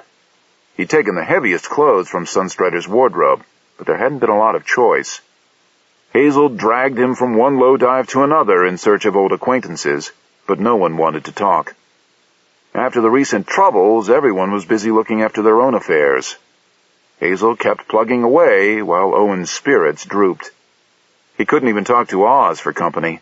They'd agreed to keep communication to a minimum for security's sake. You could never be sure who was listening in on Mistworld.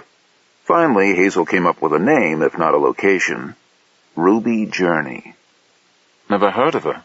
No reason why you should have, Aristo. You don't move in the same circles. Ruby's a bounty hunter, and a damned good one. She's an old friend of mine from way back. We mugged our first tourist together. She'll put us in touch with the right people, provided we make her a good enough offer. Not another 10%, Hazel shrugged. Up to you. But if you want the best, you have to be prepared to pay for it. Don't worry too much about it. She'll give you a discount because you're with me. All we have to do now is find her. Oh, great. More tramping back and forth. What are you moaning about now? You wanted an order? I'm spoiled for choice. Apart from the insanity of trusting our safety to a bounty hunter, it's bitter cold, I haven't a clue where we are, I can't feel my hands anymore, and my feet aren't talking to me. We've been tramping around this pitiful excuse for a city for ages without getting anywhere useful, and my stomach thinks my throat's been cut. Also, the smell is disgusting. Something really drastic must have happened in the sewers. Sewers? Don't show your ignorance. Around here, a cesspit is a sign of luxury. Be grateful the night soil collectors have already been round. Still, where we're going next should cheer you up. Another old friend of mine is running a tavern not far from here, the Blackthorn. She'll know where Ruby is. Cider knows everything. Let's go. She set off down the street at a good pace, brimming with confidence and good cheer. Owen trudged after her, grumbling under his breath. He paused for a moment to pull his cloak more tightly about him, and someone pressed a coin in his hand before hurrying on. Owen looked at it for a long moment before realizing he'd been taken for a beggar. He was tempted to throw the money after the giver, but he didn't. Money was money. He put the coin in his pocket and hurried after Hazel, seething inwardly. Some way, someone was going to pay for all this. He focused his glare on Hazel's unresponsive back. She didn't seem to feel the cold at all. Owen thought, not for the first time, that he might have been better off fighting for his life back on Viramond. At least he'd understood the situation there. And it had been warm. He didn't understand much about Mistworld, and what he did repulsed him. No law, no custom or honor, no social structure. Everyone out for themselves and to hell with everyone else. A world of criminals and social misfits, living in poverty and squalor unknown anywhere else in the Empire. They were free, and much good their freedom had done them. Owen felt a sudden rush of tiredness wash over him, and for a moment he was weighed down by the uselessness of it all. He couldn't live here. Not like this. Without civilization and the comfort of social position, his life had no meaning. He would simply wither and die, like a flower from its bed. The thought shook him out of the daze he'd fallen into. He couldn't die. Not while his enemies still lived.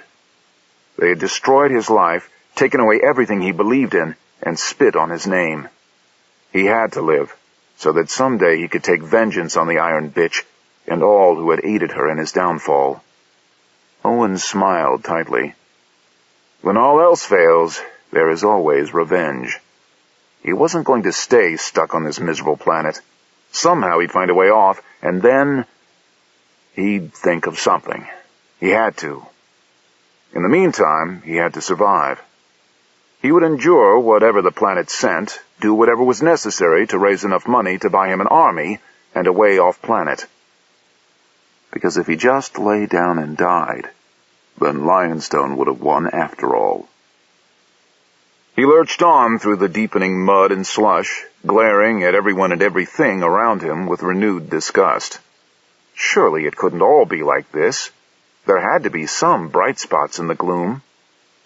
A window opened above him, and people scattered out of the way. Someone cried a brief warning, and Owen jumped back just in time to avoid the falling contents of an emptied chamber pot. The window slammed shut again, and people moved on unperturbed, as though this was an everyday experience. Owen sniffed. Probably was. No sewers. Right. How could people live like this? Didn't they know what they were coming to when they ran from the Empire? It came to him slowly that they must have, and came anyway, because for them life in the Empire was worse. The thought nagged at him and wouldn't let him go. The Empire was full of luxuries and comforts for the upper classes, and security and stability for the lower classes. Unless you were a clone, or an esper, or some other kind of unperson. Unless you upset someone with connections, or couldn't meet your quotas, or fell ill once too often. There was no place in the lower orders for the weak or the troublesome, or the unlucky. It seemed to Owen that he had always known this, but never really thought about it before. As long as his cushioned world went on uninterrupted, he hadn't had to. He couldn't say he hadn't known. He was a historian, and he knew more about the realities the Empire was based on than most. How corrupt had the Empire become that the living hell of Mistworld could be such an improvement? Owen sighed. His head was starting to ache again, probably from too much frowning. He'd think more about this later. He had a feeling he'd have lots of time to think about things in the future. The Blackthorn Tavern turned out to be a pleasant surprise. It was cozy and comfortable without being cramped, and had obviously had a lot of money spent on it. The fixtures and fittings were of the highest quality, and there was a pleasant sense of sanctuary in the smoky room from the harshness and pain of the world. Owen leaned against the long, highly polished bar, sipping an adequate wine, and tried to ignore the vicious pins and needles of returning circulation. The Blackthorn was crowded but full of good cheer, and the noise was almost, but not quite, overpowering. Everyone had to shout to be heard, and those who weren't shouting were singing, with more verve than accuracy. Owen found it all rather charming, in a rustic sort of way, and was quite prepared to stay there as long as was necessary, if not longer, particularly if the wine held out. Hazel was talking earnestly with the Blackthorn's owner, a tall, willowy platinum blonde called Cider. They were head-to-head at the other end of the bar, apparently lip-reading as much as listening. Owen studied Cider curiously. She seemed a strangely delicate flower to be running a tavern in a cutthroat area like the one he and Hazel had just walked through. According to Hazel, it was called Thieves' Quarter, and Owen wasn't a bit surprised. Presumably, Cider had a small army of well-trained muscle standing by, ready to jump on anyone who made a nuisance of themselves. Owen had spent some time unobtrusively trying to spot them on the general principle that if trouble was to come his way, he wanted to at least have some idea of which direction it was coming from. He hadn't had any luck. Everyone looked equally violent and disreputable. And then Cider looked past Hazel directly at Owen, and he stopped with his drink halfway to his lips. In that moment, she looked harsh and uncompromising and very dangerous, with the coldest blue eyes he'd ever seen. The moment passed, and then she was smiling at him and beckoning for him to join her and Hazel.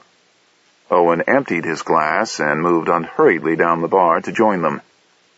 He had no doubt that Cider had deliberately allowed him to see the ice beneath her surface, but he wasn't at all sure why. Perhaps to impress on him that she was someone to be taken seriously. Owen gave her his most charming smile as he arrived, and kept his hand near his gun. Cider led the way to a private room up on the next floor, a small, unadorned room with comfortable chairs and a crackling fire. Owen sat as close to it as he could bear, and tried not to look too interested as the two women discussed Hazel's old times in Mistport. Much of it seemed to have been either disreputable or illegal, and Owen couldn't say he was at all surprised. Eventually, the two women caught up to the present and smiled fondly at each other. You've put a lot of work into this place. I can't believe this is the old snake pit where I used to drink, Hazel said finally. I came into some money, said Cider, smiling demurely. I've been able to indulge myself. Where's Cat? Around. People make him nervous. Cider shot Owen a mischievous glance. Does this young gentleman know about your checkered past, Hazel? Have you told him how you made most of your money here in Mistport? No, and you're not to tell him.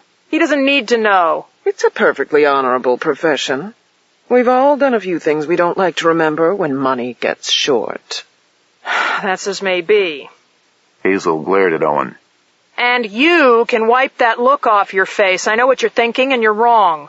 I wasn't thinking anything, Owen said, trying hard not to think the word prostitute, or at least keep it off his face. Don't worry, Hazel. Your secret is safe with me. Still, it must be said we've all come a long way since you and I and John Silver were thick as thieves and searching for some direction in our lives.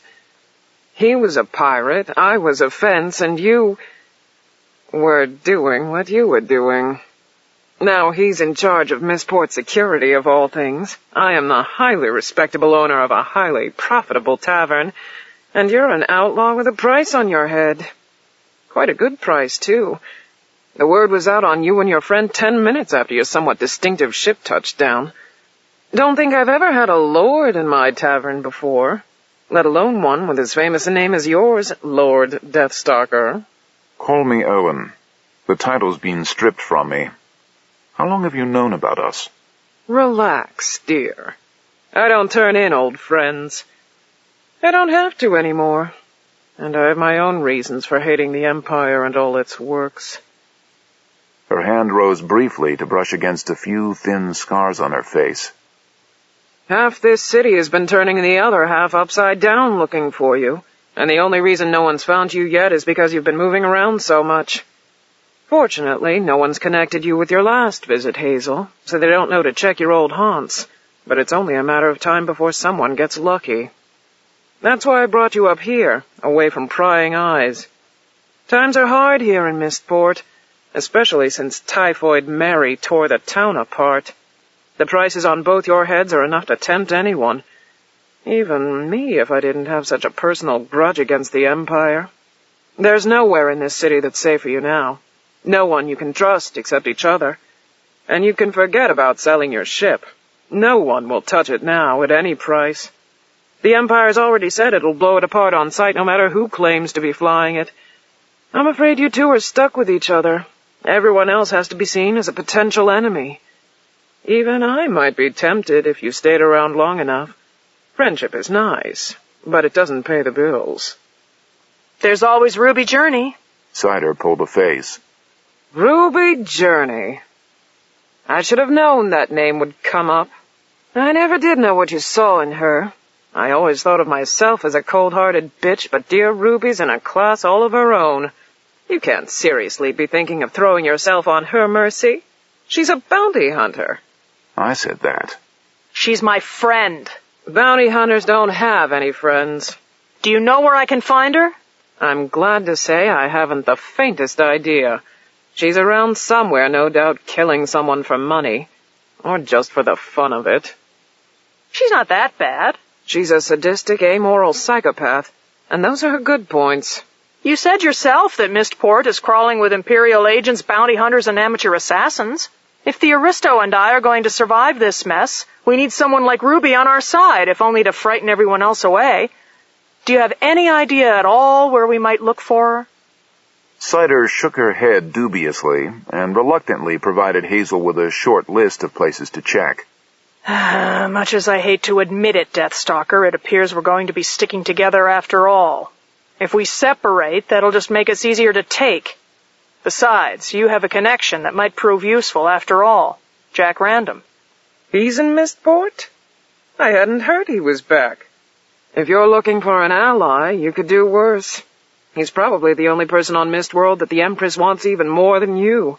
Your best bet is to try the Abraxas Information Center down on Resurrection Street. They're a small business, haven't been around long, but if anyone can find him for you, they can. Thanks for the name, Cider, but we should already have a lead on him. Isn't that right, Deathstalker? Hazel looked pointedly at Owen, and he sighed resignedly. He activated his comm implant and contacted Ozymandias. Everything all right with the ship, Oz? Oh, sure. A few lowlifes tried to break in, but the yacht's security systems took care of them. Mistport ground staff removed the bodies. There have also been a number of attempts to break into my systems, but nothing I couldn't handle. A strictly amateur hour. These people wouldn't recognize a sophisticated system if they fell over it in the gutter. I'm not entirely sure they have gutters here. Can't say I'm surprised. Where are you? What's been happening? Tell you later. It looks like we're going to need Jack Random after all, Oz. What was the address you had on him? The Abraxas Information Center. Owen shook his head slowly. My father's hand is getting clearer by the moment. He's doing everything that leads us by the nose. He broke off contact and looked apologetically at Hazel. My AI says the same as your friend here. The Abraxas place has all the answers. I should hope so. They charge enough. Do you still have access to the money you banked in Mistport, Hazel? The money from your previous occupation? Yes, said Hazel, glaring darkly at her. it's under an assumed name. I should be able to get to it easily enough. Good. You're probably going to need it. Mistport's an expensive place these days.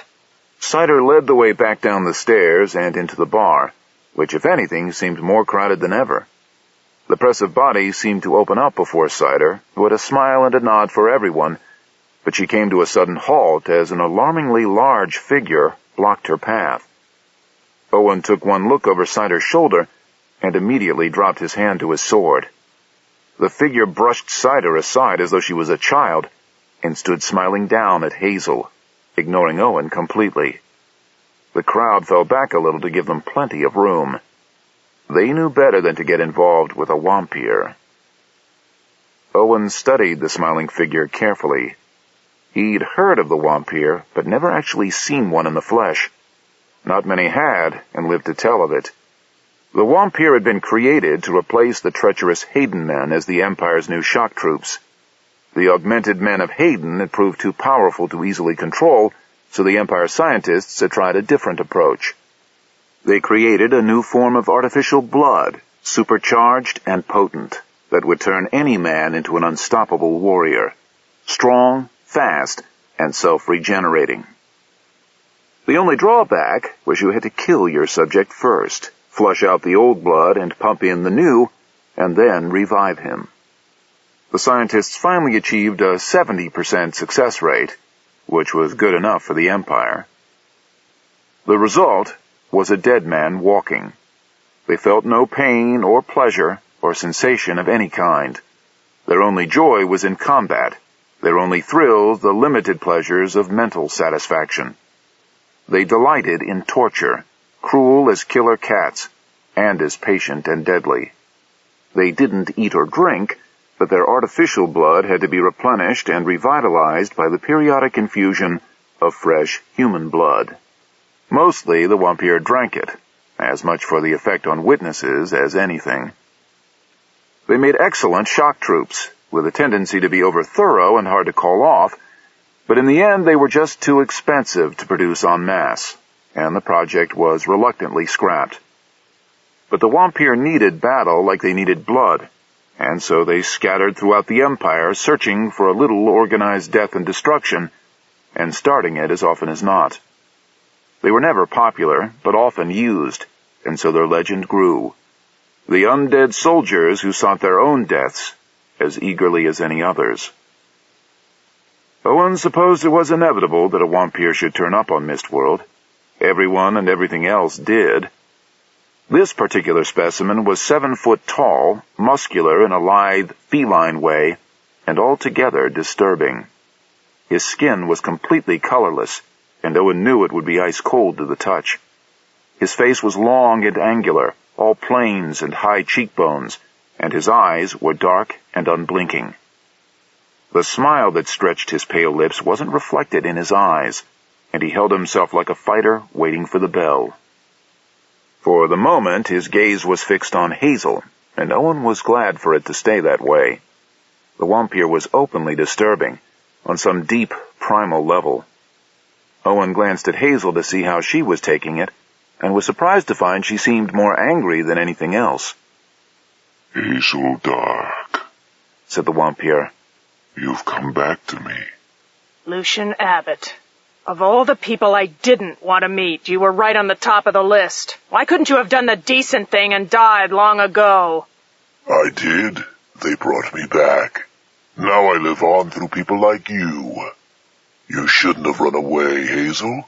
You're mine, and always will be. Your blood has rushed through my veins. Owen pushed in beside Hazel. What's he talking about? Abbott's smile widened. Haven't you told him, Hazel? Haven't you told him how you used to be a plasma baby? Plasma baby. A chill rushed through Owen, and he was hard-pressed not to shudder. He knew the term. There were those who gave their human blood for the wampir to drink straight from the vein. A master and slave relationship that was said to be closer and more intense than sex or love. One of the few perversions banned throughout the Empire. The Wampir were dangerous enough without an army of fanatic blood junkies as followers. Owen looked at Hazel, and she glared at the pity she saw in his face. I was never one of his sick puppets. I sold a pint of blood on the black market occasionally, but only when times were hard and I really needed the money. His filthy lips never touched my veins, and whatever he got from me he paid top rate for. Now get out of my way, Abbott, or I swear I'll put you in the ground where you should have been years ago. You're mine, Hazel. Kneel. There was a sudden power in his voice, vile and inhuman and overpowering. Everyone shuddered who heard it, and Hazel fell back involuntarily. She tried to draw her sword, but her hand was shaking too much. Several men and women in the crowd dropped to their knees, and still more fell back, leaving a wide space around the Wampir and his chosen victim. This has gone far enough, thought Owen, and murmured the code word, boost. Power flooded through him and burned in his muscles, wiping away the command in the Wampir's voice. Without looking round, Owen picked up a nearby table and hit Abbott with it. The heavy wooden table swung through the air like a giant fly swatter and slammed into the Wampir with unstoppable force. The impact picked Abbott up, threw him across the tavern, and out through a window that was closed. Glass flew in all directions, and the Wampir disappeared out into the curling mists. Everyone waited tensely, but he didn't reappear. Hazel nodded approvingly to Owen as he put down the table and dropped out of boost.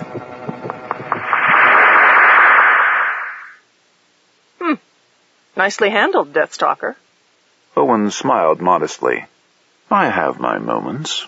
Not that I couldn't have handled him myself, of course. Perish the thought. Owen looked round at the rapt crowd. Anyone else? There was a slight pause, and then everybody very studiously went back to what they had been doing. The noise returned to its previous level, and Owen was about to leave when Cider stepped in front of him and put a restraining hand on his chest. Not so fast, hero. There's a little matter of a broken window to be paid for. Owen looked at the shattered remains of the window he'd thrown Abbott through, and reluctantly admitted that she had a point. He mentally checked the contents of his pockets and looked at Hazel. I appear to be somewhat financially embarrassed at the moment. Do you think you could, Hazel glared at him and dug into her pockets. Next time, choose a less expensive way of dealing with him. He was your old boyfriend. He was not my boyfriend! Personally, I never did know what you saw in him, said Cider, counting the coins Hazel had given her, and then making them disappear about her person. He really wasn't your type, dear. Hazel started to explode all over again, and then sighed resignedly.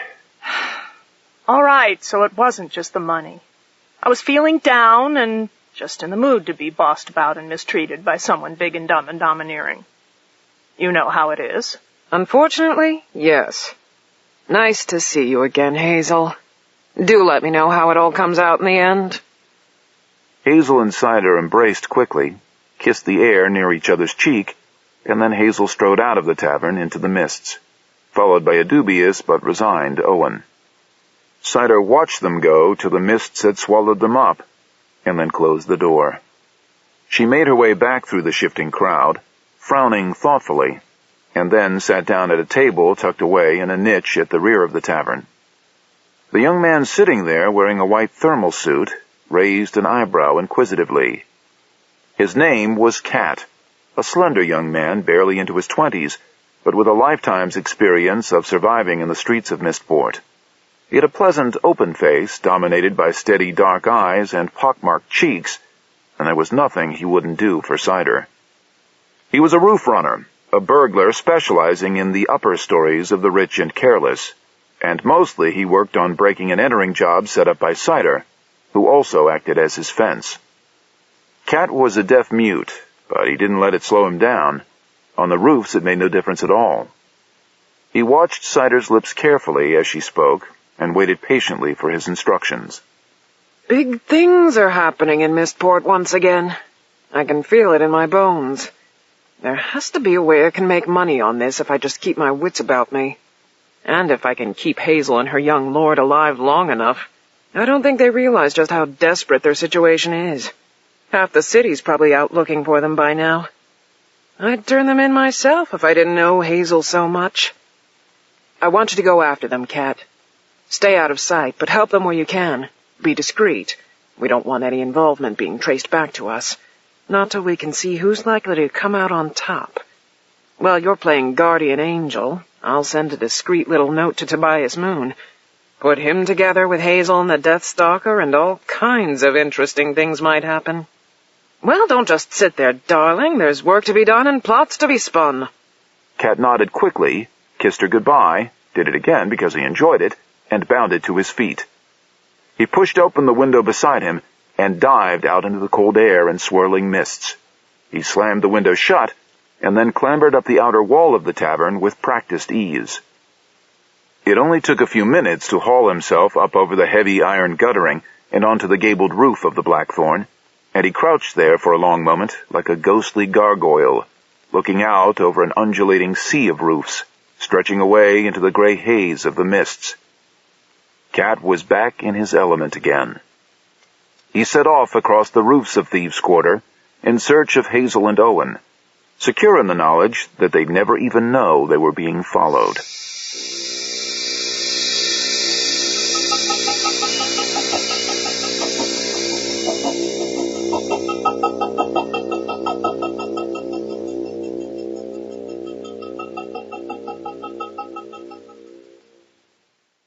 The Abraxas Information Center turned out to be a single floor above a bakery in a quiet but seedy part of Merchant's Quarter. The smell of baking bread was heavy on the air, and Owen's stomach rumbled loudly. He tried to think how long it had been since he'd sat down to a decent meal of at least 4 courses, and the answer depressed him. He was always hungry after boosting anyway, and he headed for the bakery door with a determined step. Hazel took him by the arm with an equally firm grip and steered him past the bakery door and up the exterior stairs to the next floor. You can eat later. Business first. Owen sniffed and allowed himself a quiet sulk as Hazel led the way up the creaking wooden stairs. Whatever confidence he might have had in the Abraxas Information Center was shrinking by the moment as he took in the drab nature of the building. It looked in definite need of repair, some of it urgent, and it clearly hadn't seen a coat of paint in years. Who or whatever Abraxas was, Owen was increasingly certain he wouldn't find any help here. Back on Viramont, he'd kept his stables in better condition than this. He sighed quietly. Viramont seemed like a long time ago, and it came as something of a shock to him to remember it was only a few days ago that he'd been its lord, and his world made sense. He pushed the thought firmly to one side. It didn't do to dwell too much on who he used to be, or how much he'd lost. That way lay madness. He made himself concentrate on Abraxas. Presumably some sort of information-gathering service, with runners and clerks and communications people running everything through a primitive computer of some kind. He hated to think what kind of outdated junk they'd be using in a dump like this. Still, someone with a reputation like Jack Random should be easy enough to locate. It wasn't as if Mistport was a particularly big city. Besides, Ozymandias had found the address in his hidden files, which suggested some kind of connection between Abraxas and his father's convoluted intrigues. Owen sighed again, deeply. He'd spent most of his adult life trying to fashion a life of his own, untouched by his father's plans and ambitions, and here he was sinking deeper and deeper into his father's legacy with every step he took. He realized Hazel had come to a stop at the top of the stairs, just in time to avoid bumping into her, and he let his hand rest on his sword hilt as she knocked more or less politely on the closed door before her. A brass plate fixed to the door read simply, Abraxas. There was no bell or knocker. Hazel was about to hammer with her fist when the door swung suddenly open before her. A large, muscular man, almost as broad as he was tall, filled the doorway. He wore black leather with metal studs, and half his face was hidden behind a complex and very ugly tattoo. He looked at Hazel and Owen, and sniffed loudly, unimpressed. Hazel Dark and Owen Deathstalker? About time you got here. I've been expecting you. Hazel and Owen were still deciding how to react to that when the huge figure stepped back from the doorway and gestured impatiently for them to enter. They did so, giving him plenty of room, and he sniffed again as he slammed the door shut behind them and locked it. Owen started to draw his disruptor, but stopped when Hazel put a firm hand on his arm. The huge figure stomped back in front of them and produced something that might have been intended as a smile. I'm Chance. I run Abraxas. Take a look around, and I'll be with you in a minute. He moved off without waiting for an answer. Owen had a few in mind anyway, only to forget them as he got his first good look at the people who made up the Abraxas Information Center. There were no computers or comm units, no runners or technicians. Instead, 2 lines of ramshackle cots filled the long, narrow room, pressed close together, with a central aisle between them. On the cots, children lay sleeping. They all had intravenous drips plugged into their arms, though their bony forms and skeletal faces suggested they weren't getting much nourishment from them. They also had catheters leading out from under the thick blankets that covered them, dripping into filthy bottles by the beds. How long have they been here like this? Thought Owen, and moved reluctantly closer to get a better look. Hazel stuck close beside him.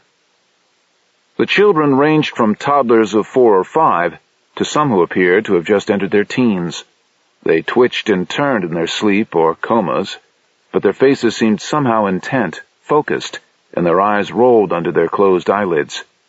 Some seemed to be muttering to themselves. 2 middle-aged women, who looked more like charladies than nurses, moved unhurriedly along the rows of cots, checking the catheters and IVs, emptying and filling where necessary, but otherwise paying the children no attention. Some of them were secured to their cots with thick leather restraining straps. Owen felt sick, and a growing rage burned within him. He didn't understand what was going on here, but he didn't need to understand to hate it. No one had the right to treat children in such an inhuman manner. The sword leapt from his scabbard with a harsh, rasping sound, and he started down the central aisle with murder in his eyes. Chance was checking through papers on a desk at the far end of the room. He didn't look up as Owen advanced on him, and then Hazel grabbed his sword arm and pulled him to a halt.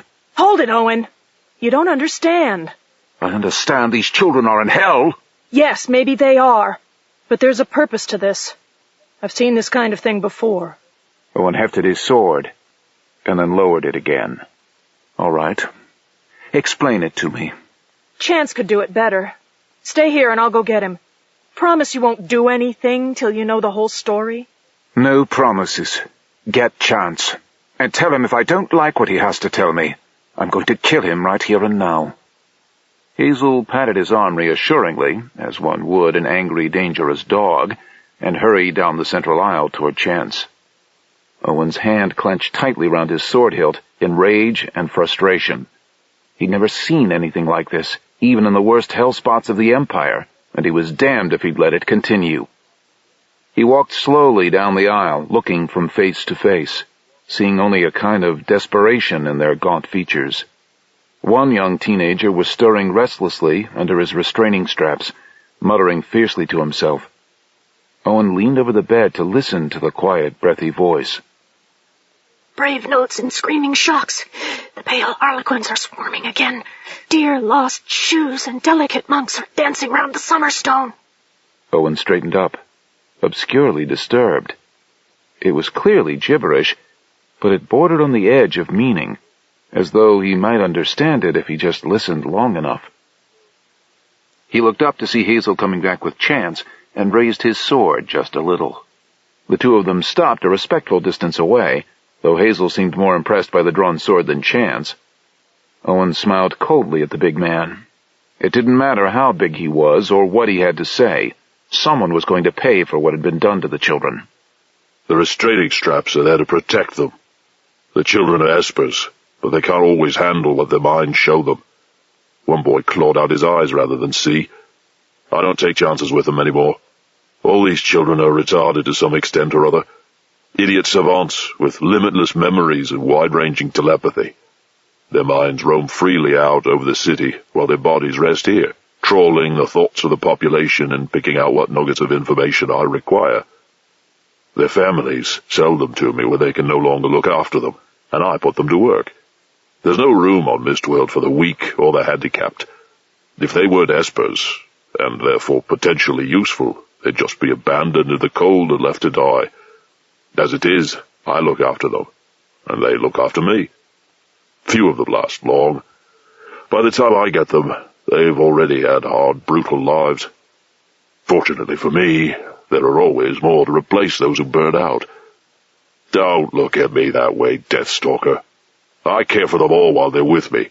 What comes before and after is beyond my help. Perhaps now we can get down to business. My children told me you'd be coming, and why.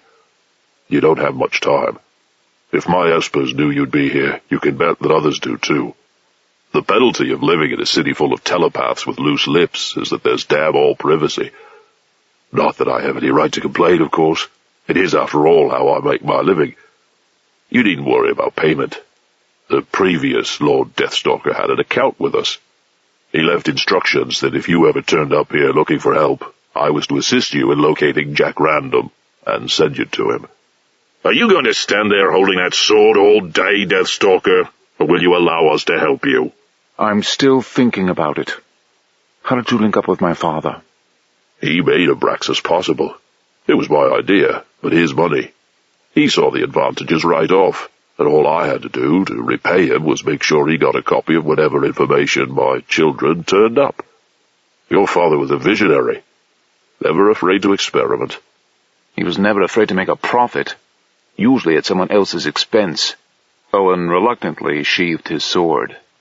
How many children have died here since you started Abraxas? Too many. But they would have died anyway. I keep them alive as long as I can. It's in my interest to do so. Owen looked at Hazel. You're being very quiet. Don't tell me you approve of this obscenity. This is Mistworld, Aristo. Things are different here. If sometimes we're hard and cold, it's because we have to be to survive outside the Empire. If we ever weaken, even for a moment, the Iron Bitch will wipe us out down to the last man, woman, and child. She's done it before on other planets. You know she has. Owen looked away, his eyes moving from one small sleeping form to another, and there was only room in him for a bitter helplessness. Ask them. Ask them where Jack Random is. Chance nodded and strode slowly down the center aisle, looking from one side to the other, pausing now and then to study a particular twitching face, before moving on. He finally stopped by a boy who looked to be 12 years old. The young Esper was scrawny to the point of malnourishment, and his bony face was slick with a sheen of sweat. He was mumbling quickly, breathlessly, his head rolling limply from side to side. He'd somehow managed to pull the IV out of his arm, despite the thick restraining straps, and Chance put it back with practiced ease.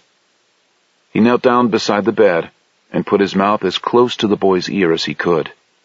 He talked slowly, smoothly, and his quiet voice seemed to calm the Esper a little. The boy stopped mumbling and shaking his head and fighting the straps. His eyes stared straight ahead, seeing nothing, or perhaps everything. Owen and Hazel moved forward, and Chance gestured brusquely for them to stay where they were. He produced a small twist of paper from his pocket, took something from it, and placed it in the Esper's mouth. Owen thought at first it was a pill, and only slowly realized from the movements of the boy's mouth that it had been a piece of candy. Chance put his mouth right next to the Esper's ear. Come on, Johnny boy. You can do it. Do it for Chance. I've got another treat for you. Got it right here. Just find the man for me, Johnny. Find the man called Jack Random. He murmured on and on, never raising his voice, never stopping, quiet but persistent. And finally, the boy spoke calmly and clearly. You want the Rebel, the name that is known everywhere, the disruptor of systems, but he is not to be found. Jack Random has another name now, and another life. The Empire's hounds came too close too often, and he went aground. Go look in his hole, his hiding place. Go to the Olympus Health Spa, down on Riverside, and ask for Job Ironhand. He won't want to talk, so it's up to you to be convincing. He broke off and turned his head to look at Owen and Hazel with his all-seeing eyes.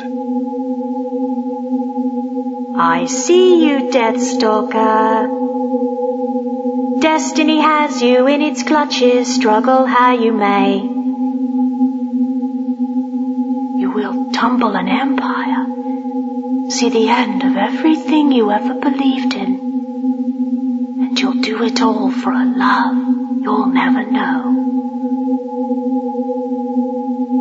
And when it's over, you'll die alone, far from friends and succor.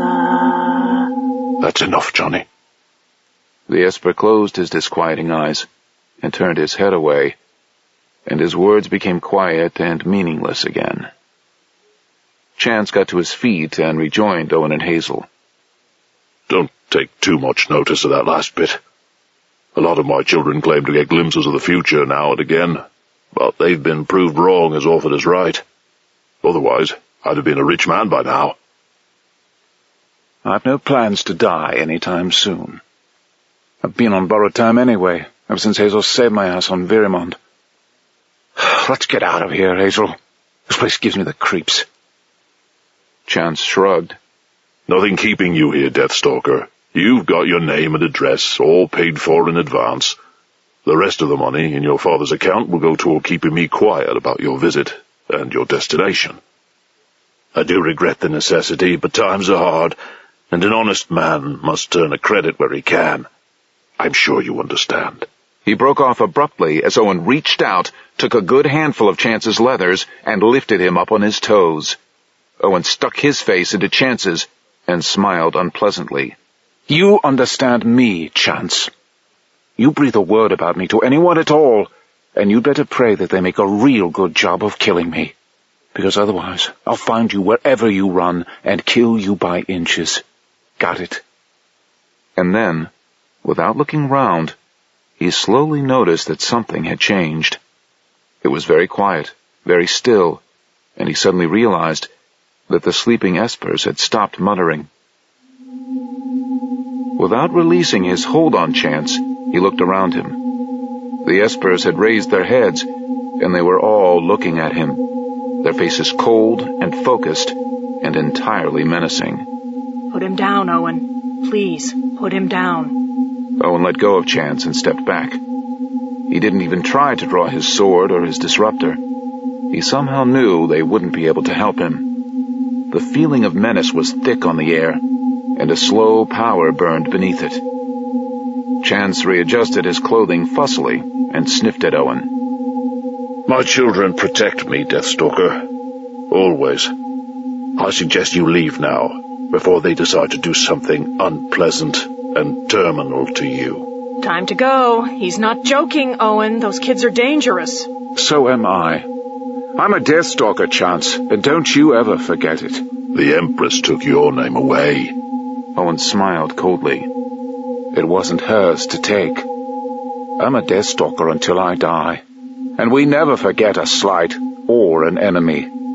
Chance looked down his nose at him. That's what your father said to me the last time he was here. I'm not my father.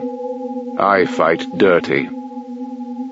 He turned and left, with Hazel close behind him. The Espers on their cots watched them go, their heads turning as one.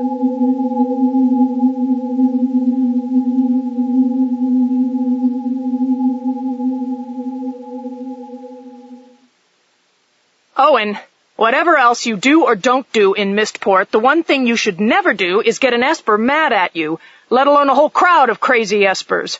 There are an awful lot of ways they can make life unpleasant and suddenly short for you. If you're going to continue taking risks like that, please give me plenty of warning so I can completely disassociate myself from you. I don't get it, said Owen, his fingers tightening angrily around his sword hilt. He exploits those children, burns up what's left of their lives, and yet they were ready to defend him. You don't have to get it. All you have to remember is to keep your nose out of other people's business or someone will cut it off. Mistport is like that, mostly. Owen sighed and shook his head. All right, where are we going now? You said the health spot we want was due north of Abraxas, and according to my internal compass, we are currently heading southwest. Hazel looked at him. You have an internal compass? I didn't know I was walking around with a Haydenman. What else have you got hidden in your plumbing that I don't know about? Never you mind, and don't change the subject. Where are we going? I want to stop off somewhere first. Just in case the random deal doesn't pan out, I'll feel happier if we've got a backup. Ruby Journey used to be a red-hot bounty hunter, and she owes me several large favors. If anyone will know how to hide and protect us, it'll be her. Unfortunately, she doesn't seem to be in any of her usual haunts, which leaves only one place worth checking. All bounty hunters on Mistworld have to be licensed, on the principle that if you can't control it, tax it. The center for issuing those licenses is just down this street and around the corner. Unless they've moved it again. People keep firebombing it on general principles. Owen considered this silently as Hazel led the way confidently down the street and around the corner. He was pretty sure they were being followed, but so far no one had made any moves. He was beginning to wish someone would, just so he could react. Owen was seriously considering turning around suddenly and shouting "Boo!" very loudly just to see who'd jump and where, when Hazel came to a sudden halt. Owen stopped with her and studied the new premises thoughtfully. He'd seen worse, mostly in Mistport. The new location was definitely more upscale than the last, not that this would have been difficult. Presumably, the bounty hunter business was booming in Mistport. It was a big building, with curlicued decorations and scrollwork, and people going in and out in a steady stream. Hazel strode in through the open double doors as though she owned the place, and Owen hurried after her. They were immediately caught up in the complete chaos filling the huge lobby from wall to wall. Everywhere Owen looked, there were desks and tables buried under piles of paper, and people running back and forth between the desks as though their lives depended on it. This being Mistport, thought Owen, perhaps they did. A large crowd of all sorts and types took up all the remaining space, shouting at the people behind the desks and each other with equal volume and tenacity.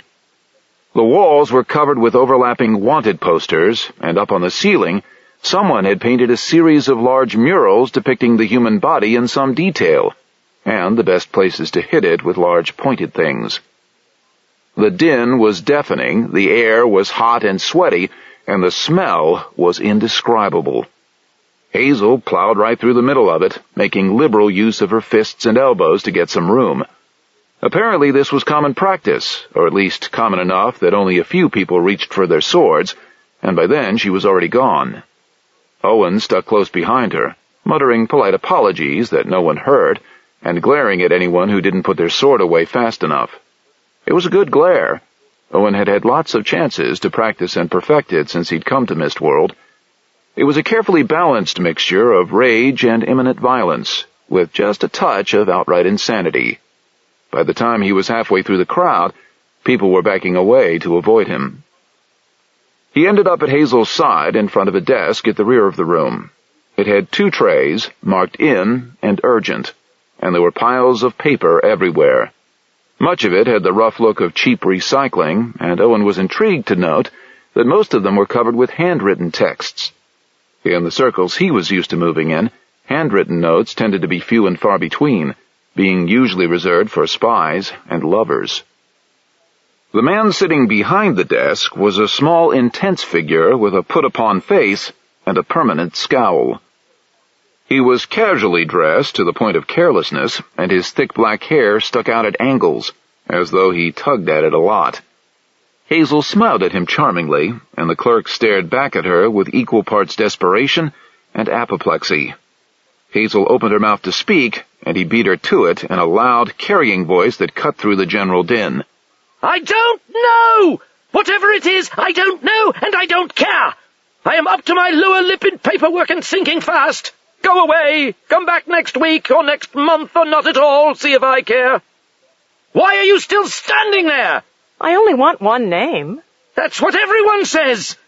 Do you know how much work it takes to track down just one name? No, of course you don't. And you don't care either, do you? No one cares. No one appreciates you here. The lunch break's a joke. There's only one toilet, and the pay's rotten. I'd quit if it wasn't for the pension, and the constant chances to screw up people's lives. I see my job as a kind of revenge against an uncaring society. It's either this or planting explosives in public places, and explosives are expensive. Why are you still here? Why is anybody here? Look, can we save the existentialism for later? Just find me a name and an address to go with it, and we'll go away and leave you alone. Wouldn't that be nice? And not only that, if you help us, I can definitely promise to restrain my companion here from picking up all those papers in front of you and scattering them to the four corners of the room. The clerk grabbed the nearest pile protectively. That's right. Threaten me. Intimidate me. Who am I? Just a clerk, a minor cog in the great wheel. Oh, I can feel one of my funny turns coming on. How about if we offered you a small payment? How about if you offered a big payment? Hazel produced a large silver coin from her purse and dropped it onto the desk before him. The clerk looked at it sadly. Hazel had to add 3 more before he sighed deeply and scooped up the coins with a practiced sweep of the hand. All right. Give me the name. I'm not promising anything, mind. Ruby Journey. Why didn't you say? She's working as a bouncer down at the Rabid Wolf, and long may she stay there, well away from civilized people. It's been ever so peaceful around here since she moved. When you find her, remind her that her license runs out next week. I should do it from a safe distance, mind.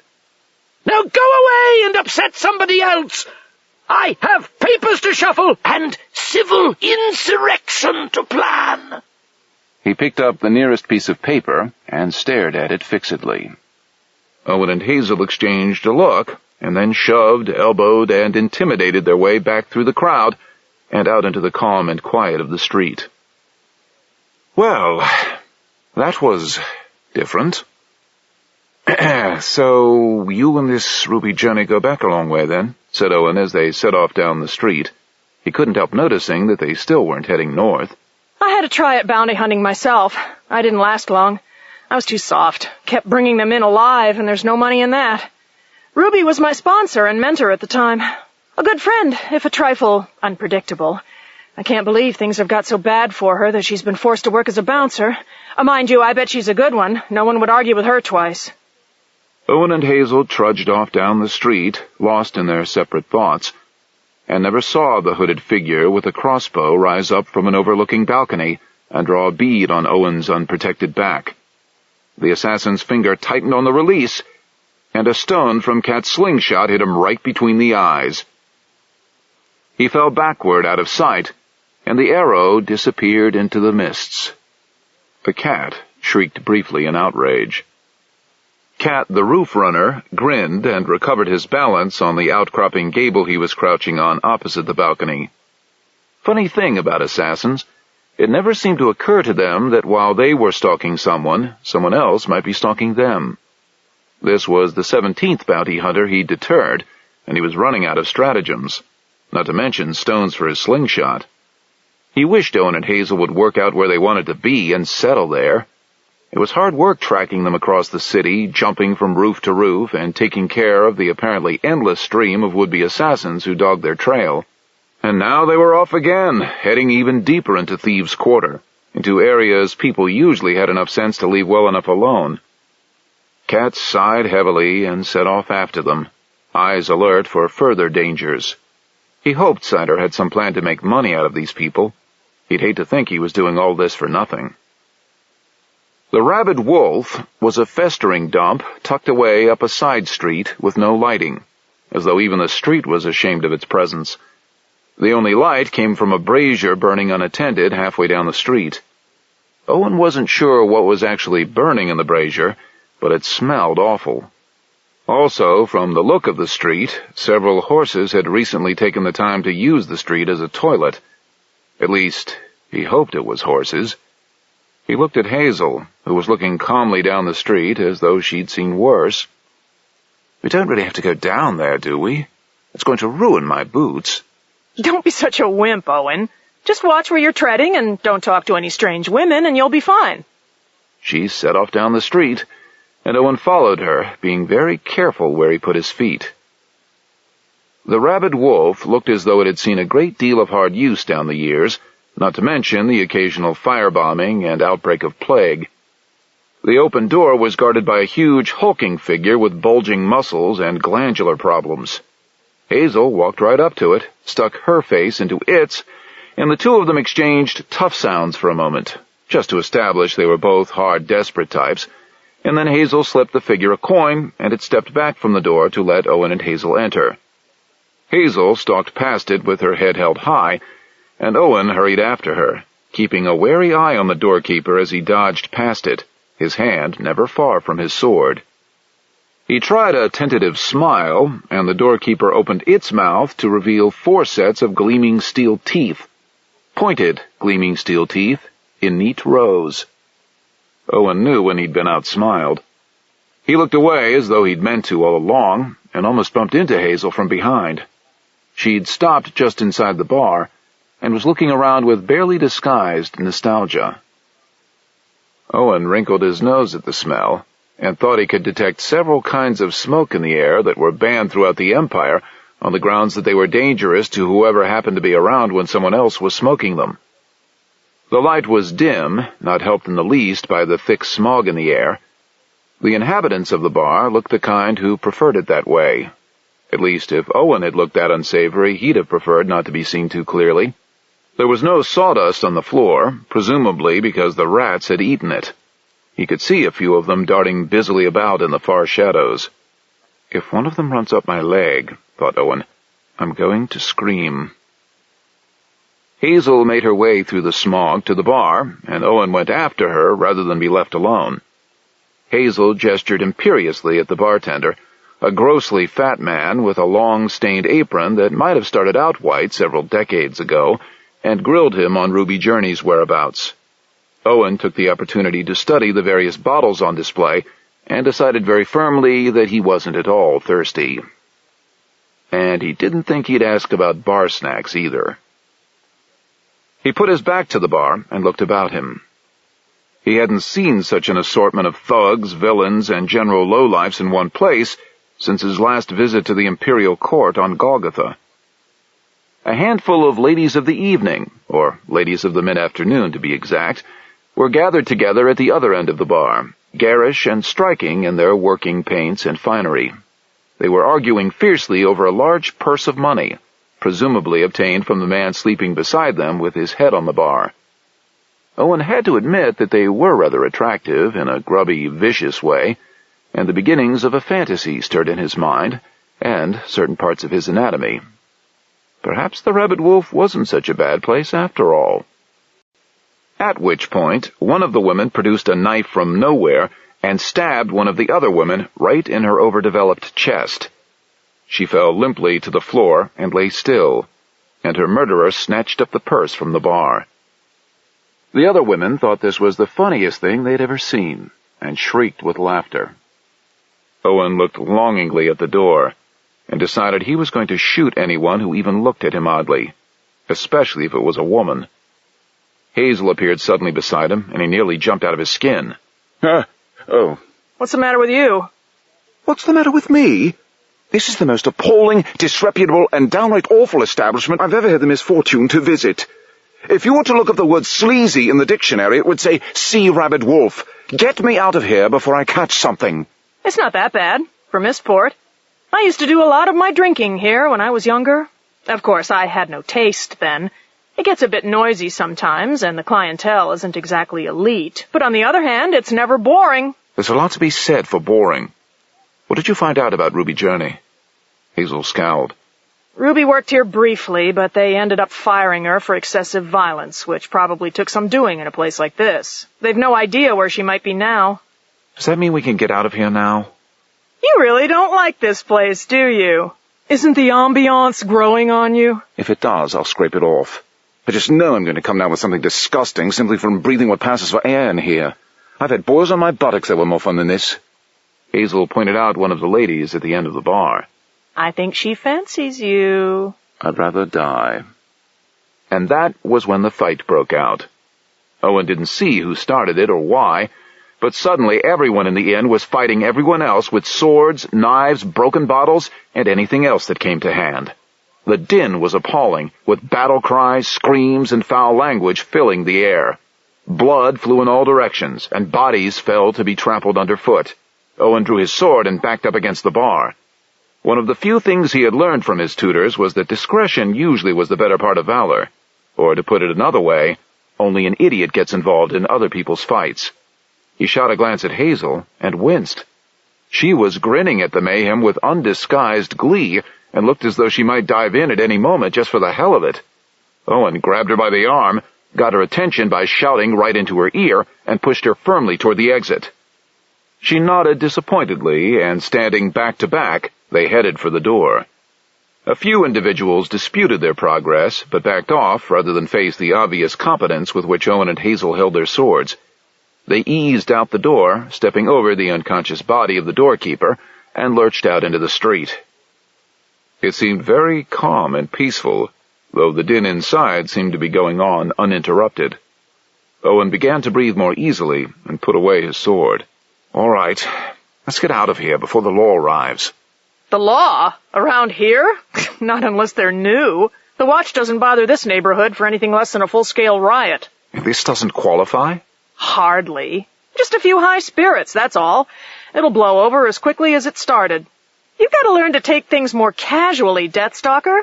Mistport's not that bad. It just tends to the dramatic." The boarded-up window beside them exploded outward as a body came flying through it. Owen and Hazel backed away instinctively, just in time to miss a second flying form. This one wasn't traveling quite so fast, and crashed into a snowdrift not far from the shattered window. He got to his feet with a groan, swayed unsteadily a moment, and then cautiously approached the window. "I'd like to apologize." What for? Said a voice from inside. "Anything." He then set off down the street, walking slowly and carefully, as though he wasn't sure everything was as firmly attached as it used to be. Owen and Hazel shared a smile and set off after him. Up on a slanting roof overlooking the rabid wolf, Cat watched them go with a feeling of relief. He'd been a little worried when they actually went inside the inn, and became even more worried when the mayhem started, because whatever happened, he had absolutely no intention of going in there after them. There were limits. At the last moment, he glimpsed a movement in the shadows below, and instinct sent him diving to one side as the disruptor beam exploded the roof where he'd been crouching. Even so, the blast was enough to send him flying, all arms and legs, trying to find something to grab onto. And then there was nothing but air under him, and he fell 30 feet into a deep snowdrift, and didn't move again. Lucian Abbott, the wampir, smiled and lowered the disruptor. He'd never liked Cat. He started down the street after Hazel and Owen, still smiling, still holding the gun. At the entrance of the unlit street, Hazel and Owen stopped dead in their tracks at the unmistakable sound of an energy weapon being fired, and moved immediately to stand back to back again. Owen tried to look in every direction at once, but whichever way he looked, there were far more shadows than light. Hazel had told him energy weapons were rare on Mistworld, and he'd stopped worrying about them on such an obviously low-tech world. Now he felt naked and vulnerable, and he didn't even know from which direction the shot had come. He had his gun out as well as his sword, but that was all offense, no defense. A disruptor blast would tear right through him without even slowing. He knew he should have brought a force shield with him. He looked back and forth, sweat starting out on his face despite the cold. And then, from every side, from every shadow, from every street and alleyway, came a small army of men and women. They were wrapped in greasy, mismatched furs, and they all had some kind of weapon. They moved slowly, remorselessly forward to form a circle round their prey. Owen licked his dry lips. There had to be at least 100 of them, maybe more. And then Lucian Abbott stepped out of the crowd, carrying a disruptor, and Owen's heart sank even further. The Wampir was smiling. His teeth looked large and white and very sharp. You didn't really think it was going to be that easy, did you, Deathstalker? Just brush me aside and forget all about me.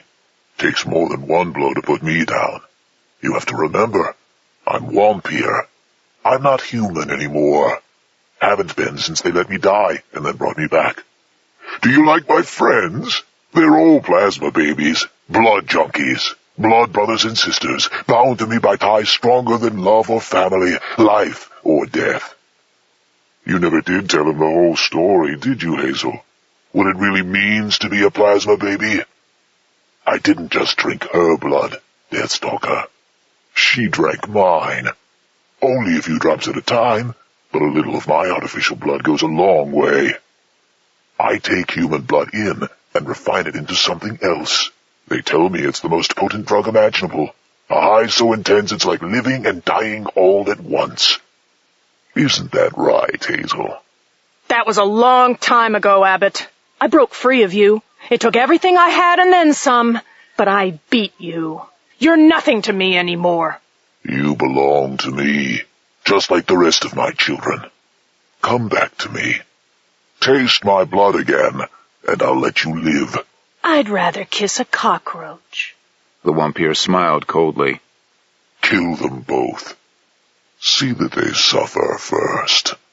Owen brought his gun up quickly and fired at Abbott, but the Wampir melted instantly back into the crowd, and the energy beam tore through one of the ragged men and set fire to several others behind him. They died in silence. Incredibly, the crowd didn't falter, hands steady, eyes unwavering. And the Wampir stepped back into the light, still smiling. I thought that would provoke you into using your disruptor. Now it's useless till the energy crystal has recharged. I won't let them have you, Deathstalker.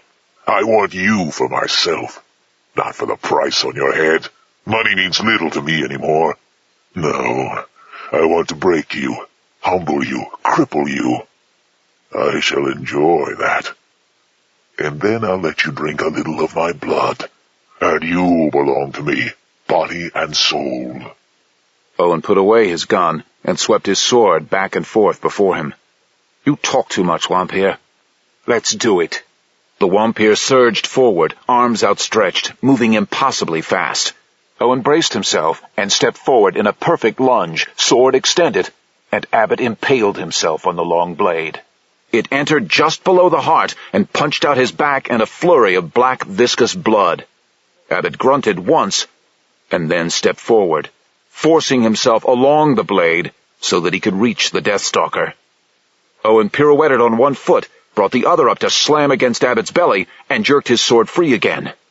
He backed away, watching incredulously as the wound in the Wampir's chest healed itself in seconds. Right, thought Owen. Fast, strong, regenerates. Wonder what else he isn't telling me. He cut at the Wampir's throat, and Abbott slapped the blade aside with his bare hand. Owen backed away again, and Abbott came after him. Hazel was suddenly there behind the Wampir, aiming her disruptor. A dozen of the crowd piled onto her, ripping the gun from her hand and holding her down. She struggled fiercely, but their weight was too much for her.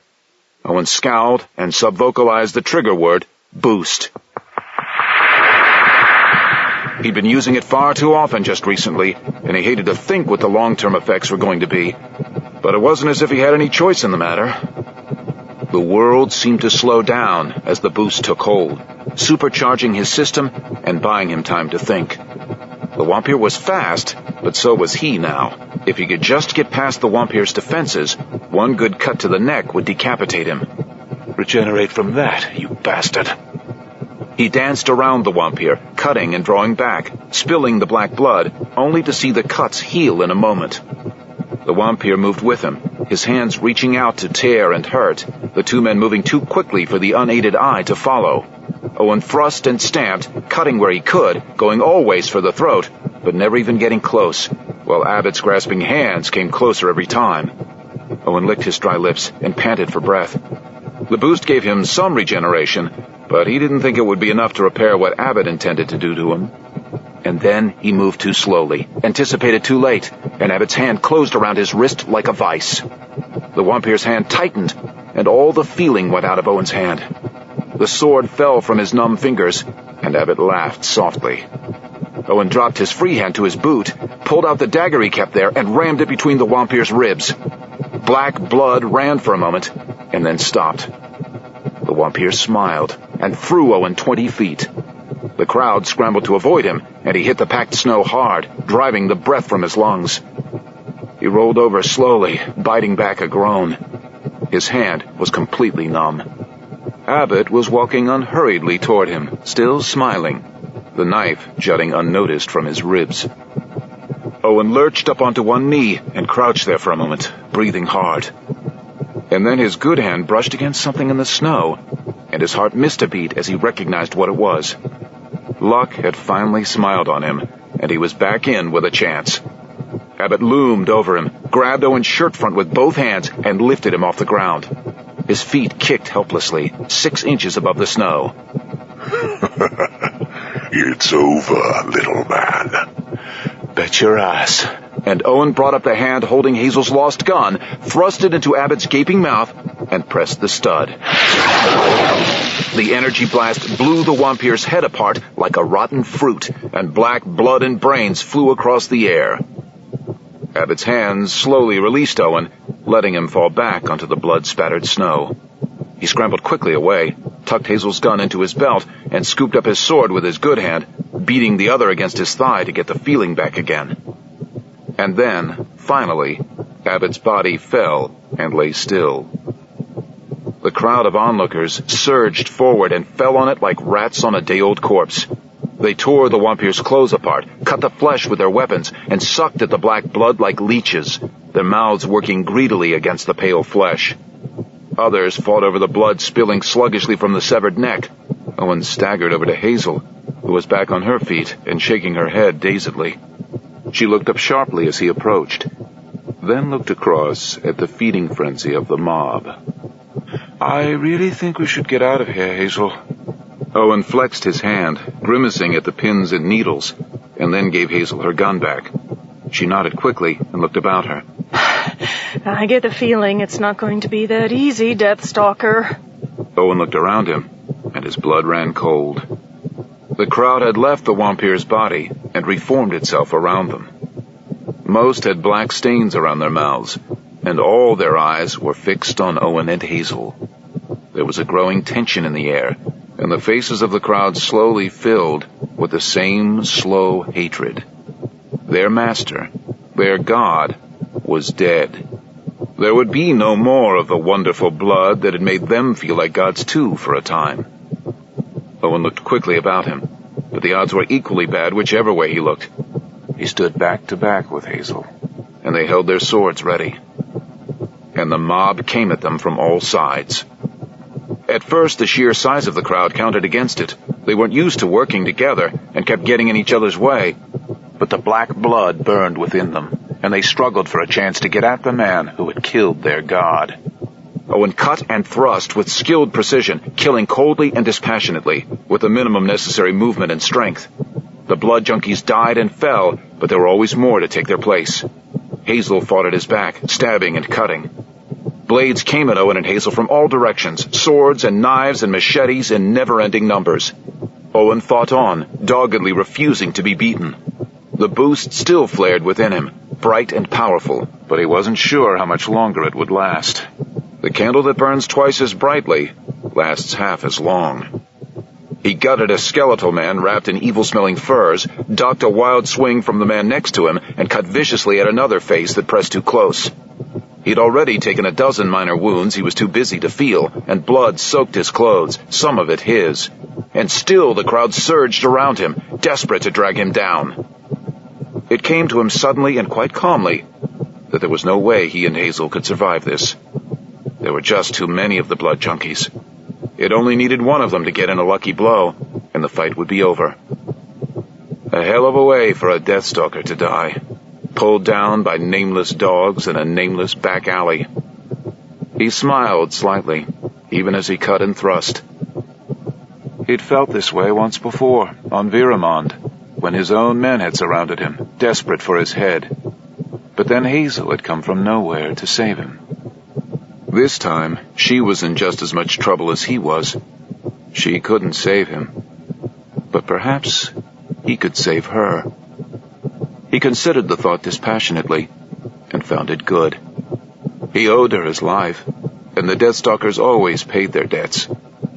And at least this way, his death would mean something. He forced back the maddened faces in front of him with wide, sweeping strokes to buy him a little space, and drew his disruptor. Enough time had passed to recharge the crystal. Some of the crowd drew back just from the sight of the energy gun. Owen tilted his head back to yell at Hazel. He could feel her back bumping and jarring against his, showing that she was still alive and fighting, but he had no way of knowing what shape she was in. "Hazel, I've got a plan!" Better be a good one, Deathstalker. "I'm going to blast a hole through the crowd with my disruptor. When you see the opening, run. I'll keep them occupied." Are you crazy? I'm not leaving you to die. I didn't save your ass last time just to run out on you now. "Hazel, I can't save both of us. If you don't run, we'll both die. Please, let me do this. Let me save you." There was a pause. You're a brave man, Deathstalker. Wish I'd known you longer. Do it. Owen summoned up the last of his boosted strength and threw himself at the crowd. Blood pounded in his head and boiled through his veins, and all his pain and tiredness disappeared like a fleeting thought. His sword swung and hacked like a part of him, driving back the vicious faces before him, his blade moving too fast for the eye to follow. The crowd fell back still further, confused for the moment by the deadly force in their midst, and Owen raised his disruptor and fired. The blood junkies threw themselves out of its way, but still the searing energy beam tore through those who didn't move fast enough, and for a moment there was an opening in the crowd.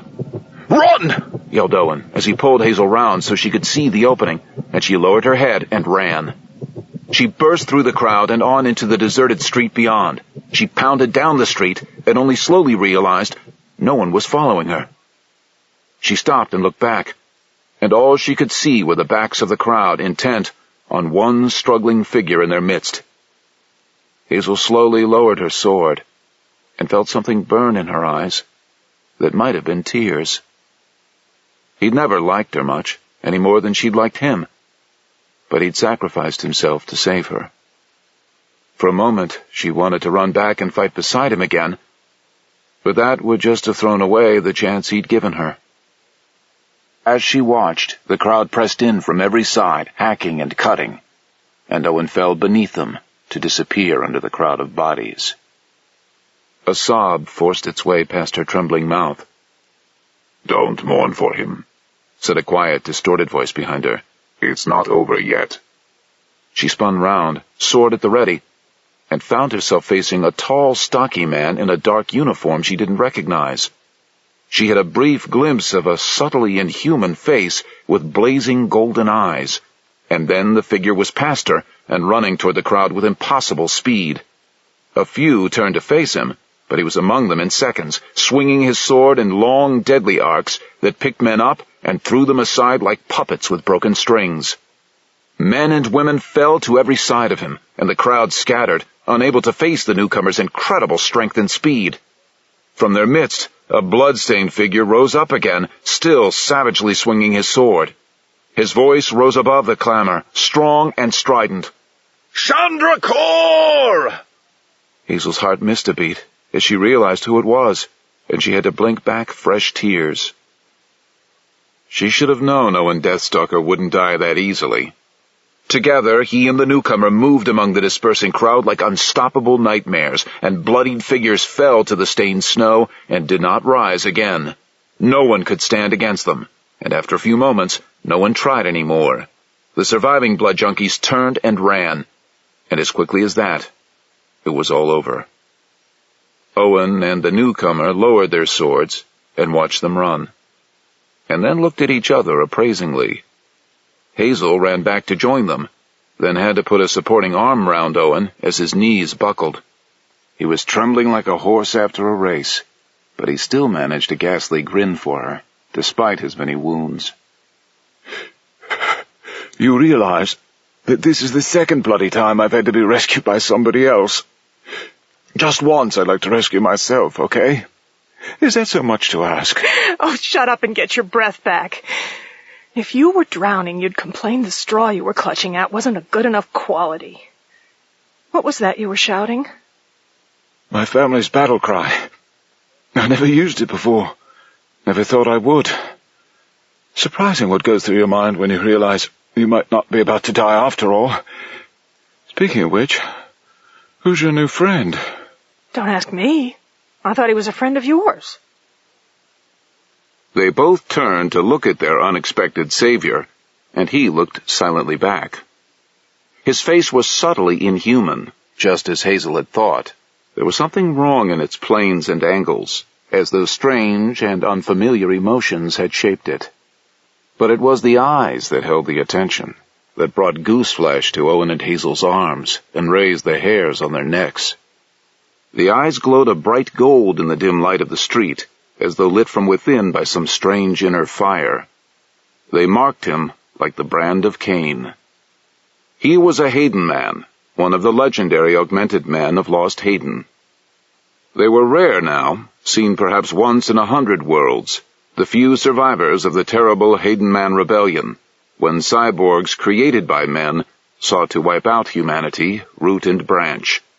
They failed, just, and now the last remnants were scattered far and wide across the Empire, feared and courted wherever they went as the ultimate warriors. They were supposed to be shot on sight, but usually no one was stupid enough to take them on with anything less than an army. Few and far between now, lost and forsaken, the bitter end of a once brilliant dream. "I am Tobias Moon," said the Hayden man in a harsh, rasping voice that had no place in a human throat. "I am a partially functioning augmented man. Most of my implanted energy crystals are exhausted, and I lack the means to recharge them. I am therefore unable to utilize most of my implants, but I am still more than capable of seeing off a few blood junkies." How did you know we needed help? "A message from Cider. She thought you could use some assistance, and that we might be able to help each other." Up on a roof overlooking the street, Cat sighed with relief. He ached all over from the fall he'd taken, but luckily the snowdrift had been just deep enough to cushion the worst of the impact. Now that the Hayden man had finally put in an appearance, he was free to return to the Blackthorn for some much-needed rest. Shadowing Hazel Dark and the Deathstalker had turned out to be a full-time job. Still, they should be safe enough now with Moon. There weren't many people stupid enough to annoy a Hayden man. He set off slowly across the rooftops, hoping fervently that he'd never have to see any of them again. They were too dangerous to be around, even for Mistport. Down in the street, Owen and Hazel looked round sharply as they heard someone moving in the mess of bodies lying scattered across the bloody snow. A single figure was moving, trying to drag itself away. Its useless legs dragged behind it, leaving a trail of bright red blood. Owen started after it, and Hazel put a staying hand on his arm. No need to kill him, Owen. He'll bleed to death before he gets far. Owen jerked his arm free. "I'm not going to kill him. I'm going to see if I can help." Are you crazy? He's a blood junkie. He was quite happy to kill you. The fight's over. I can't just leave someone to die if I can help. If I did, I'd be no better than them. I am still a Deathstalker, whatever the Iron Bitch says, and we are an honorable clan. Besides, a few years ago, that might have been you, Hazel.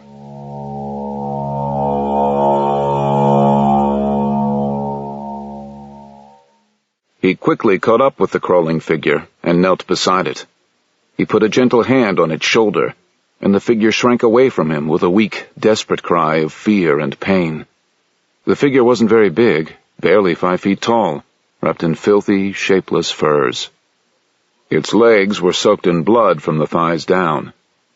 Owen murmured comforting words till the figure stopped wailing, as much through weakness as anything else. Owen examined the wounded legs as carefully as he could without touching them, and shook his head slowly. Either he or the Hayden man had cut right through the muscles in both legs, crippling wounds on a world like Mistworld. He shrugged uncomfortably and pulled back the hood to see the face beneath. The breath went out of him, and he felt suddenly sick. She couldn't have been more than 14, Half-starved, the bones of her face jutted out against the taut skin. She looked up at him with empty eyes, beyond hope or despair. No room in her face for anything but pain. Plasma baby, said Hazel quietly behind him. They start them young in Mistport. She's just a child. Dear God, what have I done? She would have killed you and never given it a second thought. Finish it, Owen. We have to go. Owen looked back at her. What do you mean, finish it? You want to leave her like that? If she's lucky, she'll bleed to death. If not, and the gangrene doesn't kill her slowly, she'll be a cripple for what remains of her life. And Mistport's a bad place to be weak and vulnerable. It's kinder to put her out of her suffering. Do you want me to do it for you? No! No. I'm a death stalker. I clear up my own messes. He drew the dagger from his boot and thrust it expertly into the girl's heart. She didn't moan or shudder. She just stopped breathing, and her eyes stared straight past him.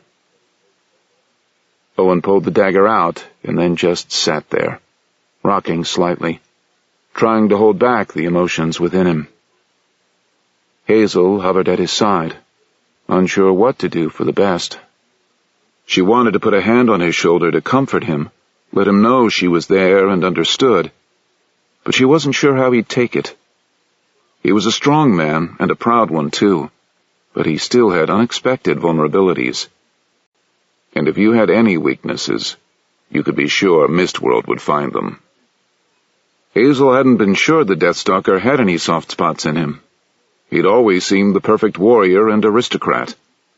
She was seeing a new side of him now, and she wasn't sure if she liked it or not.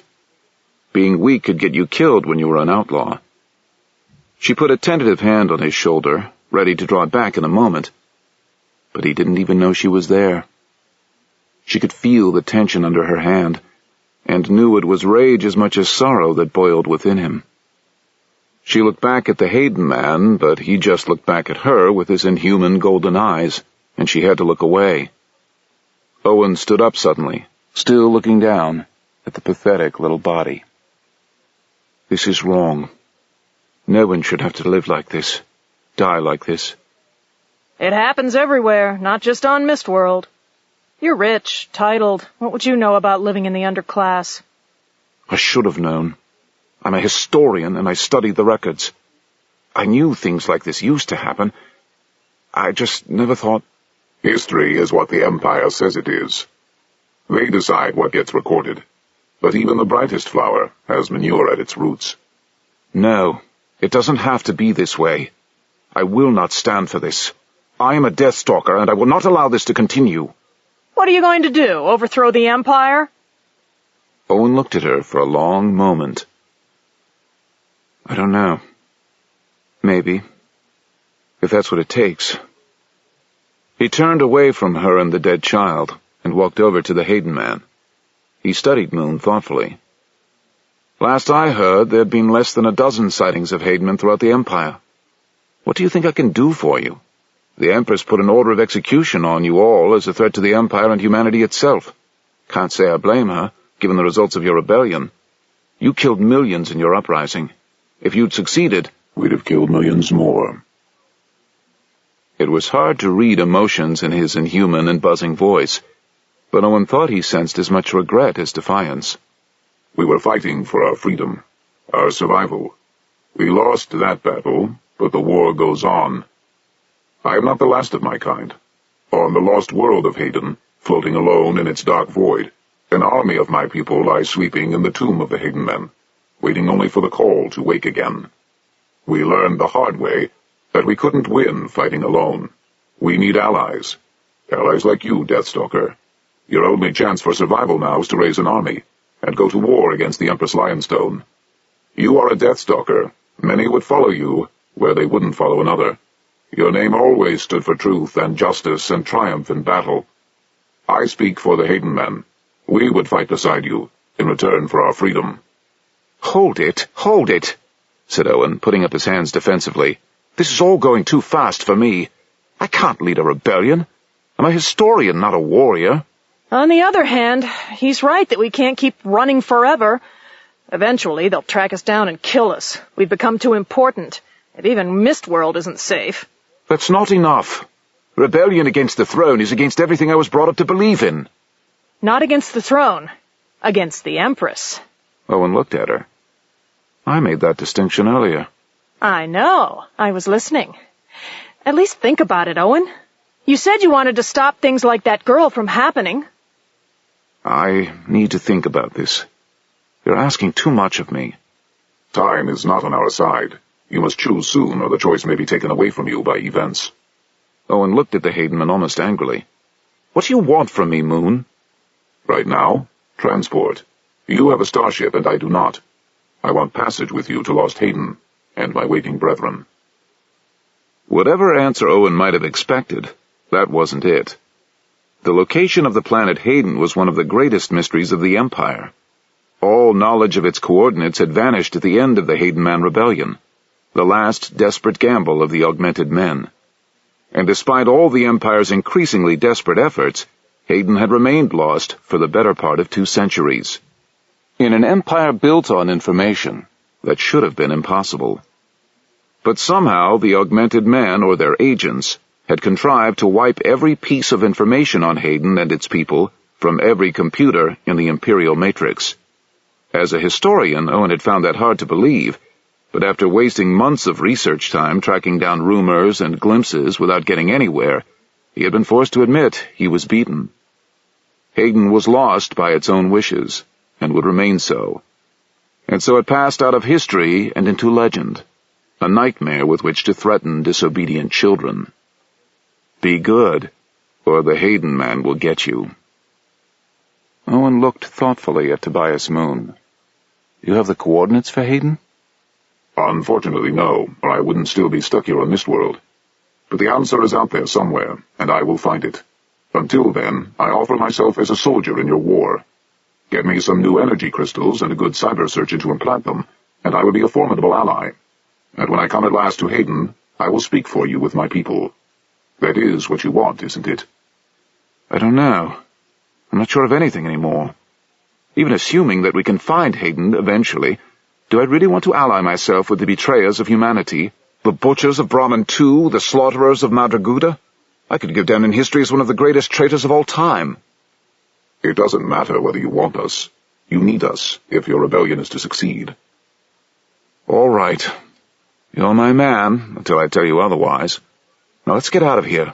I'm surprised we're not already hip-deep in bounty hunters. Think about it. Would you go rushing in after someone who'd just killed a wampir and seen off a whole pack of his blood junkies? Good point. But let's get moving anyway. Standing around makes me nervous.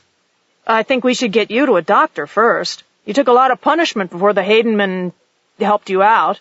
I felt better, but I'll be all right. One of the more useful properties of Boost. Any wound that doesn't actually kill me will heal itself given time. I'm going to be rather fragile for a while. But I've got you and Moon to look after me, haven't I? Hazel thought that was getting a bit pointed, and decided it was probably a good time to change the subject. Where are we going? The Olympus Health Spa on Riverside, whatever the hell that is. If I'm going to lead an army of rebellion, I want Jack Random at my side. We'll look for your bounty hunter friend later, assuming she isn't already on our trail for the price on our heads. That is a possibility. Friendship is fine, but credit lasts longer. All right, follow me, and let's keep to back alleys and the shadows where we can. I'm starting to feel like I've got a target painted on my back. She set off more or less confidently into the mists, and Owen and Tobias Moon went after her. Owen strode along, looking at nothing, lost in thought. Events might be rushing him, but he still had his doubts and suspicions. What were the odds of a Hayden man turning up out of the blue just at the right moment to save his ass? Much more likely, Moon had been following them for some time, waiting for a chance to look good and gain their confidence. But what made him so important to Moon, if it wasn't the price on his head? Surely there must have been some other ship Moon could have persuaded to get him off planet. And for someone who claimed not to know the coordinates of Hayden, he seemed pretty sure of finding the planet in the not-too-distant future. Owen scowled. And where did all this tie in with his late father's plot and plans, which had brought him to Mistworld in the first place? More and more, Owen was sure there were wheels within wheels, unseen forces subtly guiding him from the wings, the very things he'd spent most of his life trying to avoid. But if that was so, he had a few surprises in store for whoever was jerking his strings. If push came to shove, he could play that game too. He was a Deathstalker, and intrigue was in his blood. In the meantime, he decided to concentrate on the Hayden man. Did he or his people still have a private, hidden agenda? When awakened, would the army of augmented men really join with him? Or could they secretly be intending to ally themselves with the rogue AIs on Shub, as the Empress had claimed so often in the past? Owen smiled briefly.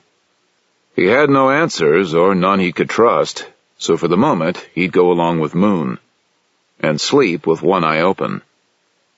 He moved up alongside Hazel, and she nodded briefly. Yeah, I don't trust him either, but I'd rather have him on our side than working against us. At least this way we can keep an eye on him. What do you suggest we do in the meantime? Trust no one. Think you can remember that? You've never been to court, have you? As an aristocrat, I learned to trust no one from a very early age. Among the families, you learn intrigue with your letters and numbers, but you don't survive to reach adulthood. Sounds a lot like Mistworld. And they both had to laugh. The Hayden man strode silently along behind them, and kept his thoughts to himself. The Olympus Spa wasn't far, just the other side of Merchant's Quarter, but the walk was still far enough to chill Owen to the bone. Despite his confident words to Hazel, his wounds had taken a lot more out of him than he was willing to admit. He trudged along through the slush and the thickening mists, and muttered direly to himself. He'd been on Mistworld nearly a whole day, and he still hadn't had one glimpse of the sun. The spa, when they finally got there, didn't exactly make up for the long walk. It was trying desperately to look upmarket, but the neighborhood was against it. The Olympus storefront was wide and brightly painted, and the name above the door was set out in letters so stylized and convoluted it was almost impossible to make them out. There were no windows, but tall plaques described the many wonders to be found inside, together with a series of claims for potential weight loss and muscle building that bordered on the miraculous. Owen gave the place a long, stern look, but it remained stubbornly unimpressive. I am not impressed. Give it a chance. This is only the exterior. Didn't your mother ever tell you not to judge a place by its exterior? She also told me to avoid outlaws, aristos, and sucker joints. Can't say I'm doing too well on any of them. You really think we're going to find Jack Random in a dump like this? I mean, I'd heard he was down on his luck, but can you really see the legendary professional rebel running a cheap rip-off joint like this? It's probably a cover. Who'd think to look from here? He has a point. Hazel and Owen both jumped slightly. I wouldn't be seen dismantled in a place like this. The Abraxas people said we'd find him here, and I really don't feel like going back and arguing with them about it. I'm going in. Watch my back, keep your eyes open, and your hands off the silver. He strode up to the door and gave the bell chain a firm tug. The door swung back to reveal a tall, graceful, living goddess wearing a wide smile and a very skimpy outfit, comprised mostly of black lace. She was also extremely muscular. Her arms and thighs bulged intimidatingly, and somehow Owen knew she did more sit-ups before breakfast each day than he managed in a month. Hi. Is there anything I can do for you? Owen could think of several, one of which would almost certainly put his back out, but he made himself concentrate on the matter in hand. We need to see the manager. Of course. Do come in. She stood back to let them enter. Owen strode confidently past her, but almost lost it when she took a sudden deep breath just as he drew level, and her magnificent chest practically flew into his face. He moved quickly on into the reception area, and took a few quiet deep breaths of his own. Behind him, he heard Hazel give one of her familiar sniffs of disapproval. The Hayden man remained quiet. Presumably he was above or beyond such things. The door shut behind them with a worryingly final sound, and then the goddess was with them again. She favored them all with another of her dazzling smiles, and struck a casual pose that just happened to show off most of her muscles in high definition. Make yourselves comfortable. I'll go tell the manager you're here. She turned and left in a single smooth motion and disappeared out the far door before Owen could get his breath back. He looked at Tobias Moon. What a warm and understanding chest that girl had. Nice deltoids. When you two have finished drooling, you might care to notice that she locked the front door behind us. If she's recognized you... Relax. I'm with you now. Hazel gave him a withering stare. How are your batteries holding up? I have more than enough power in my systems to deal with any problems we may encounter. If you're so powerful and dangerous, how did you end up here? I trusted the wrong people. There was something in his inhuman voice that kept Hazel from continuing. Owen looked around at the reception area.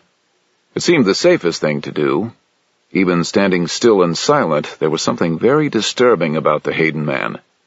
Owen had now been in his company for nearly an hour and was no nearer feeling at ease. It was as though there was something within Moon that was always poised to strike, ready to kill at a moment's notice. Owen decided he wasn't going to think about that for a while, and concentrated on the reception area. His thoughts had just started to drift again when the door at the far end of reception swung open, and a giant walked in. Owen realized after a moment that the newcomer wasn't really that tall, no more than 6'6" at the most, but his great slabs of muscle made him seem much bigger. He was incredibly well developed, with muscles in places Owen wasn't sure he even had places. The giant came to a stop before them and gave them all a brief, impersonal smile. Owen was surprised again to realize the man was quite handsome. It just wasn't the first thing that got your attention, mainly because the giant was wearing only a pair of tight-fitting trousers, the better to show off his highly developed muscles. Among other things, Owen couldn't help noticing that Hazel was staring at the giant with undisguised fascination, all but devouring him with her eyes. Owen sniffed. There were more important things than muscles. He coughed politely to get the giant's attention, and the huge man came to a halt before him. Owen felt like he was standing in a hole. I'm Tom Sefka, manager and owner of the Olympus Health Spa. I'm assuming this is something important. Delia doesn't usually disturb me for anything less, but the Hayden man impressed her. He looked Moon over thoughtfully. If you're looking to make some quick money, I've got several regulars who'd pay good money to take on an augmented man in the ring. Thanks, but I tend to break things when I play. Sefka blinked at the inhuman voice, then turned back to Owen. So, what can I do for you? We're looking for Job Ironhand. It's really important that we talk to him. Sefka frowned. You had me called away from my work just for that? What the hell do you want with him? We rather assumed he was the owner or business partner. Sefka smiled unpleasantly. Hardly. You want Job? He's out back doing his chores. You can talk to him if you want, but don't keep him from doing his work. Come and see me when you're finished. You all look like you could use a little weight on your frames in the right places. Owen frowned. Won't Ironhand mind us just walking in on him? It's not his place to mind. He's only the janitor, after all. You'll find him through that door, second on the right and down the corridor. When you're finished with him, tell him the shower floors still need cleaning. He nodded to them all briefly and turned and left, disappearing through the far door. Owen was a little surprised the floor didn't shake beneath him when he moved. Hazel watched Sefka go with hungry eyes. Owen felt a little irritated. Sefka wasn't that special. Probably had muscles where his brain should be. Maybe we should see him afterward. I'd just love to put my body in his hands. If you could control your animal lusts for a moment, we really ought to find this Job and sort out what's going on here. The Abraxas must have got it wrong. Perhaps Random is someone else here at the spa. Give me an hour alone with that body, and I'd show him some animal lusts he'd never forget. Muscles aren't everything. How true. It's not just his muscles I'm interested in. I wonder if this place has cold showers. Let's go find Job Ironhand. Maybe then we'll find out what a living legend is doing working as a janitor. It's regular work. Maybe the pay's good. Moon looked around him. It would have to be. Hazel shrugged. Even a professional rebel probably has to turn his hand to some honest work now and again to put food on the table between rebellions. He must be working undercover, staying out of sight while Imperial agents are searching for him. It makes sense. He set off for the far door without waiting for the others to agree with him. The door led into a tiled corridor, which branched in different directions according to whether you wanted the sign-posted weights room, the steam room, or the showers. Owen took the second turning on the right, as directed. According to the handwritten sign on the wall, it led to the locker rooms. Owen led the way at a brisk walk, and tried not to think about the implications of what he'd been told. Jack Random, the Jack Random, working as a janitor in a place like this? It had to be a mistake, or a cover, or something. The locker room looked like any other locker room, bare and functional, with a smell of perspiration and liniment. Most of the lockers stood open and empty, suggesting that the spa was going through a quiet time. As they moved further into the room, the air thickened with the scent of cheap disinfectant. The door at the far end opened, and a man entered carrying a mop and bucket. He was about 5'6" and looked to be in his late 60s, with a lined face and thinning gray hair. He wore baggy overalls that looked as though they'd been made for someone rather larger, and he looked like he'd missed more than his fair share of meals lately. His hands were trembling, and his face had a pale, unhealthy look. A wave of relief passed through Owen. Whoever this was, he clearly wasn't Jack Random. This half-pint in saggy overalls probably wouldn't even know which end of a sword to stab you with. Presumably a spa this size needed more than one janitor, and this was the other one. The janitor stared blankly at Owen and his companions, his watery eyes straining against the gloom. "What are you doing back here? Locker room's closed." "Sorry to bother you. We're looking for Job Ironhand. Do you know where we might find him?" The janitor blinked at him. "That's me. I'm Job Ironhand. What can I do for you?" Hazel looked at Moon. Didn't you just know he was going to say that? Owen felt his jaw dropping, and closed his mouth with a snap. There had to be a mistake. This couldn't be Random. The age was all wrong for a start. Jack Random was a professional warrior, respected on 100 worlds. This broken-down old wreck barely had the strength to hold onto his bucket and mop. It couldn't be him. This can't be him. I mean, look at him. For once, I agree with you. Someone's been leading us astray. Let's get out of here. I thought you wanted Jack Random. This is him. Owen and Hazel looked at the Hayden man. What makes you think that? I fought beside him in the rebellion on Cold Rock. A few augmented men had joined his army for the experience, and I was one of them. I saw Random several times at staff meetings, and I never forget a face. Hazel looked back at the janitor. This bag of bones faced down the Imperial High Guard on Cold Rock? Give me a break. "Oh, hell. You'd better come with me." They all looked at him, startled. His voice had changed. He put his bucket and mop down and produced a battered silver flask from a pocket in his overalls. He unscrewed the cap with some difficulty and took a long drink. His Adam's apple bobbed jerkily in his scrawny, unshaven neck. He lowered the flask, sighed deeply, and carefully refastened the cap. His hands didn't seem to be shaking nearly as much now, and his gaze was sharp and direct. He looked Owen and Hazel over, and then he turned away and disappeared back through the far door, leaving the others to hurry after him. He wandered down the corridor without looking back to see if they were following, and pushed open a door almost hidden in shadows. He stood back and gestured for the three of them to enter. They did so, just a little diffidently, and found themselves in a boiler room that had also been pressed into service as living quarters. Apart from the boiler, most of the space was taken up with a long cot covered with disheveled blankets. Ironhand sank down onto it with a relieved sigh. Owen looked around for a chair, but there wasn't any. "Shut the door and sit down," the janitor said testily. "You make the room look untidy." Owen shut the door and sat on the floor, drawing his legs awkwardly up beneath him. Hazel sank easily into a full lotus behind him. Moon stayed standing at parade rest. Owen looked hard at the janitor, trying hard to see some sign of the legendary warrior in this beaten-down little man. The janitor looked back at him with a surprisingly steady gaze, and Owen slowly discerned that the man sitting opposite him didn't look nearly as unimpressive as he had before. His back was straight, and his hands had stopped shaking, and there was a new strength in his unshaven face. I thought I'd hidden myself pretty well. Suppose you'll start by telling me who gave you my name. The Abraxas Information Center. Those damn telepaths get everywhere.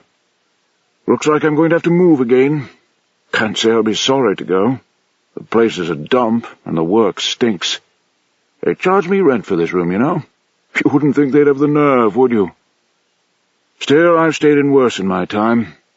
Spent most of my adult life on the run, one way or another, and people can always tell when the pressure's on you. That's when accommodation suddenly gets scarce, friends turn their back on you, and the price of everything goes through the roof. He broke off to take another drink from his flask. He pulled a face and screwed the cap back on tight. Yeah, I can remember when I wouldn't have used booze like this to clean my boots with. Amazing what you can get used to when you've no choice. I can remember when I drank only the finest vintages, the fiercest brandies, sparkling champagnes. Of course, that was when I was somebody. When it mattered who I was. "Are you saying you really are Jack Random?" said Owen, not even trying to hide his skepticism. I used to be. Now I'm Job Ironhand. Named myself after an old friend of mine. He died a long time ago without any heir to carry on the name, so I thought he wouldn't mind if I used it. You have to be respectful of the dead. There's enough ghosts plaguing me already without adding more. He stopped and looked up at Moon. I don't remember you. I've led too many armies, too many campaigns. Cold Rock was a bad one, though. In the end, most of my people were wiped out by Imperial attack ships, and I only escaped by running for my life. I did a lot of running at the end, but they still caught me. He stopped again, his eyes lost in yesterday. Owen leaned forward. "They caught you? What happened?" They broke me. Torture, drugs, mind techs, espers. Anyone will break if you hit them hard enough and long enough. And I was so very tired by then anyway. So how did you escape? I didn't. The Empire was getting ready for a major show trial to show off my supposed change of heart. Stand me up in front of the holocameras and have me denounce all my old friends and beliefs. You know the sort of thing. I would have done it too. They'd broken me. Luckily, some friends in the clone underground who hadn't given up on me broke into my holding cell and sprang me. They shouldn't have done it. Too many good men and women died that day just to rescue a defeated old man with no strength or ideals left. They got me on a ship under an assumed name, and eventually I ended up here, where everyone runs when there's no place left to go. So if you come looking for the great warrior, the legendary professional rebel, you're wasting your time. He died years ago in the torture cells under the Imperial Palace on Golgotha. Look at me. I'm 47, and I look twice that. My hands shake most of the time because my body still remembers what was done to it in the cells, and my memories are a mess. The mind techs really did a job on me. So go look somewhere else for your savior or leader or whatever the hell you think you need. I'm not who you want, and even if I was, I'd be no use to you. Do you have any evidence of who you are? Any old trophies or mementos from your past? No. Move fast, travel light, that was always my way. And I don't care whether you believe me or not. Do us all a favor and leave me in peace. Owen looked at the man before him and felt an almost childish disappointment. His father had brought him up on stories of the great rebel Jack Random. When Owen was older, he'd started his career as a historian by searching out the truth on Random. Only to find the truth was even more impressive than the legend. Random had done pretty much everything they said he had, and more besides. He'd fought the Empire on 100 worlds, winning some, losing more, never giving up. Of all his father's dubious friends and associates, Jack Random was the only one Owen had ever respected. "Do you remember my father? My name is Owen Deathstalker." "Yes, I remember him. Good fighter, and a cunning intriguer." Random looked at him steadily. "Since you're here, I gather he's dead now." "Yes, killed in the streets, cut down as a traitor. I'm the Deathstalker now, or at least until the Empire catches up with me. I'm outlawed, my name and possessions stripped from me." Random looked at him thoughtfully. "Do you have your father's ring? He always said it was important, though he never got around to explaining why. He never was very big on explanations, your father." "I've got the ring. As far as I can tell, it's just a ring." He showed it to Random, who looked at it for a moment and then sat back on his cot. His fingers played with the cap on his flask, but he didn't take another drink. "I'm sorry to hear of your father's death. I've lost a lot of friends down the years, but it never gets any easier. You look a lot like him, you know. Do you have any actual plans, or are you just running?" "I've got plans, yes. Do you want to be a part of them?" "No, but I don't really think I've any choice in the matter. If you could find me, so could others. I'm not worth much anymore, Deathstalker. But what there is left of me is yours." Can I have a word with you a moment, Owen?" said Hazel, taking his arm in a very firm grip. He winced as she all but dragged him to his feet and out into the corridor. He jerked his arm free and carefully shut the door behind him. "Are you crazy? We can't burden ourselves with a wreck like that. He's bound to slow us down. We can't even be sure he is who he says he is." "Doesn't really matter who he is. Just his name will attract people to our cause. People will fight and die for Jack Random when they wouldn't lift a hand for you or me." "But he's a janitor!" "So what? Really, Hazel, if anyone's going to be a snob here, it should be me, and I don't think you're in any position to throw stones considering your previous occupation in Missport." Hazel frowned. "What are you talking about?" "Well, as I understand from Cider's comments, you were a lady of the evening." "Lady of the... I ought to tear your head off and piss down your neck. I was never a whore." "Then what were you?" "If you must know, I was a lady's maid." Hazel realized she was shouting and lowered her voice again. 2 bright spots of color burned in her cheeks. "And you needn't look at me like that. It's a perfectly respectable profession, and work was scarce just then." "So, why did you give it up?" Lady of the house told me to sweep out the corners once too often. I smacked her in the mouth, stole some of the silver, and left before they could call the watch. Satisfied now?" "Eminently. It's always good to have a profession to fall back on. If times get hard, I'm sure I can always find you a position on my staff." "I'd rather die. No, I'd rather kill you." "Iron Hand!" They both looked round to see the giant form of Tom Sefka pounding down the corridor toward them. They fell back automatically as he stopped and hammered on the janitor's door. "Iron Hand, get your worthless ass out here! I've got half a dozen regulars waiting to use the showers, and you still haven't cleaned them out. Either you get your ass in gear right now, or you're fired." He turned and looked at Owen and Hazel. "And you needn't think you're going anywhere either. Word finally got here as to who you are, Deathstalker. If I'd known who you were, I'd never have let you in. Last thing I need is a bunch of bounty hunters in here getting blood all over the place. You even try and draw your gun or your sword, and I'll rip your arm out of your socket. Price on your head will make me rich, Deathstalker. You're mine, and your companions. Unless you think you can take me." He flexed his muscles meaningfully. Owen thought about it. He was tired and still healing, and Sefka really was a hell of a size. On the other hand, if he could draw his gun before Sefka could get his hands on him... Sefka looked like he could move pretty fast for a big man. Hazel would probably avenge his death, but he didn't find the thought all that comforting. He was still trying to come up with an answer when the door opened and Random stepped out into the corridor. He walked right up to Sefka, holding the big man's eyes with his, and reached out and took Sefka's genitals in a death grip. He piled on the pressure, grinning nastily all the while, and all the color went out of Sefka's face as he sank to his knees. Random gave him one last white-knuckled squeeze, which brought tears to Owen's eyes, released his hold, reached back into his room, and brought out his mop. Sefka raised his head just in time to see the long wooden handle coming for him at incredible speed. If the mop had been a sword, Sefka's head would have gone bouncing down the corridor. As it was, the wood connected with his temple with a very solid-sounding thud, and the big man fell unconscious to the floor. It was probably a relief, thought Owen. Random lowered his mop and leaned on it as though it was a sword. Just for the record, I quit.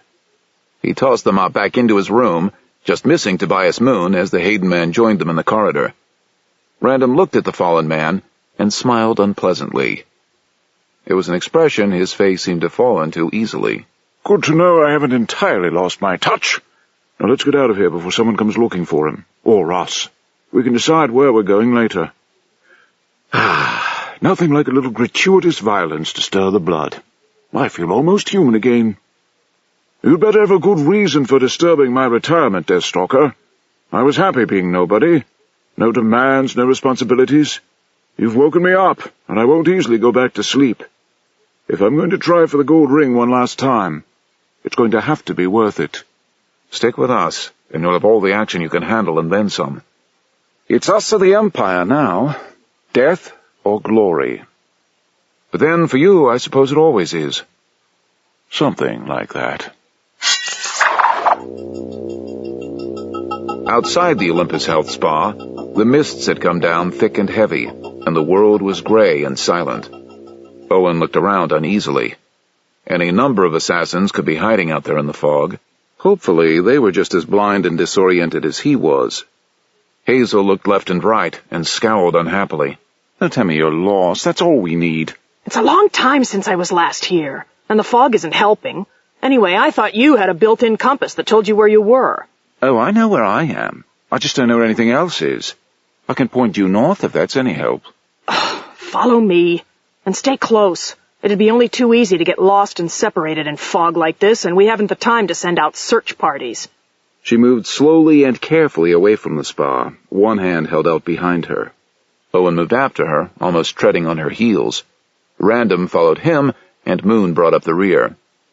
The two walls of a narrow alleyway, gray and stained and characterless, slowly formed out of the mists to either side of them as they walked on, with no clues as to their location. The only sound was the soft trudging of their feet through the packed snow. Owen tried hard to see the positive side. If nothing else, it's got to be as hard for our pursuers as it is for us. We could walk right past each other in this fog and never know it.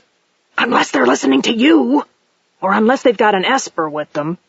That's right. Cheer me up, why don't you? He glanced back at the Hayden man. How about you, Moon? See anything worth seeing with those amazing eyes of yours? Just fog and more fog. And then Moon stopped suddenly and cocked his head slightly to one side. The others stopped too and looked back at him. What is it? There's someone out there. I can hear their feet breaking the snow. Which way? Snapped Owen, drawing his disruptor. Give me a direction. A heavy form crashed down into him from above, and he fell sprawling in the snow. He tucked one arm under him and rolled to one side, dislodging his attacker. He scrambled forward, and a sword stabbed into the snow where he'd been. Owen lurched to his feet and found himself facing a medium-height woman wearing black leathers mostly concealed under white furs. No wonder he hadn't spotted her in the mists. The furs provided perfect camouflage. Her face was pale and pointed, with dark, steady eyes and a helmet of short black hair. She held her sword like she knew how to use it, and her slight smile was cool and confident. He just had time to take that much in, and then she was upon him, the point of her sword leaping for his heart.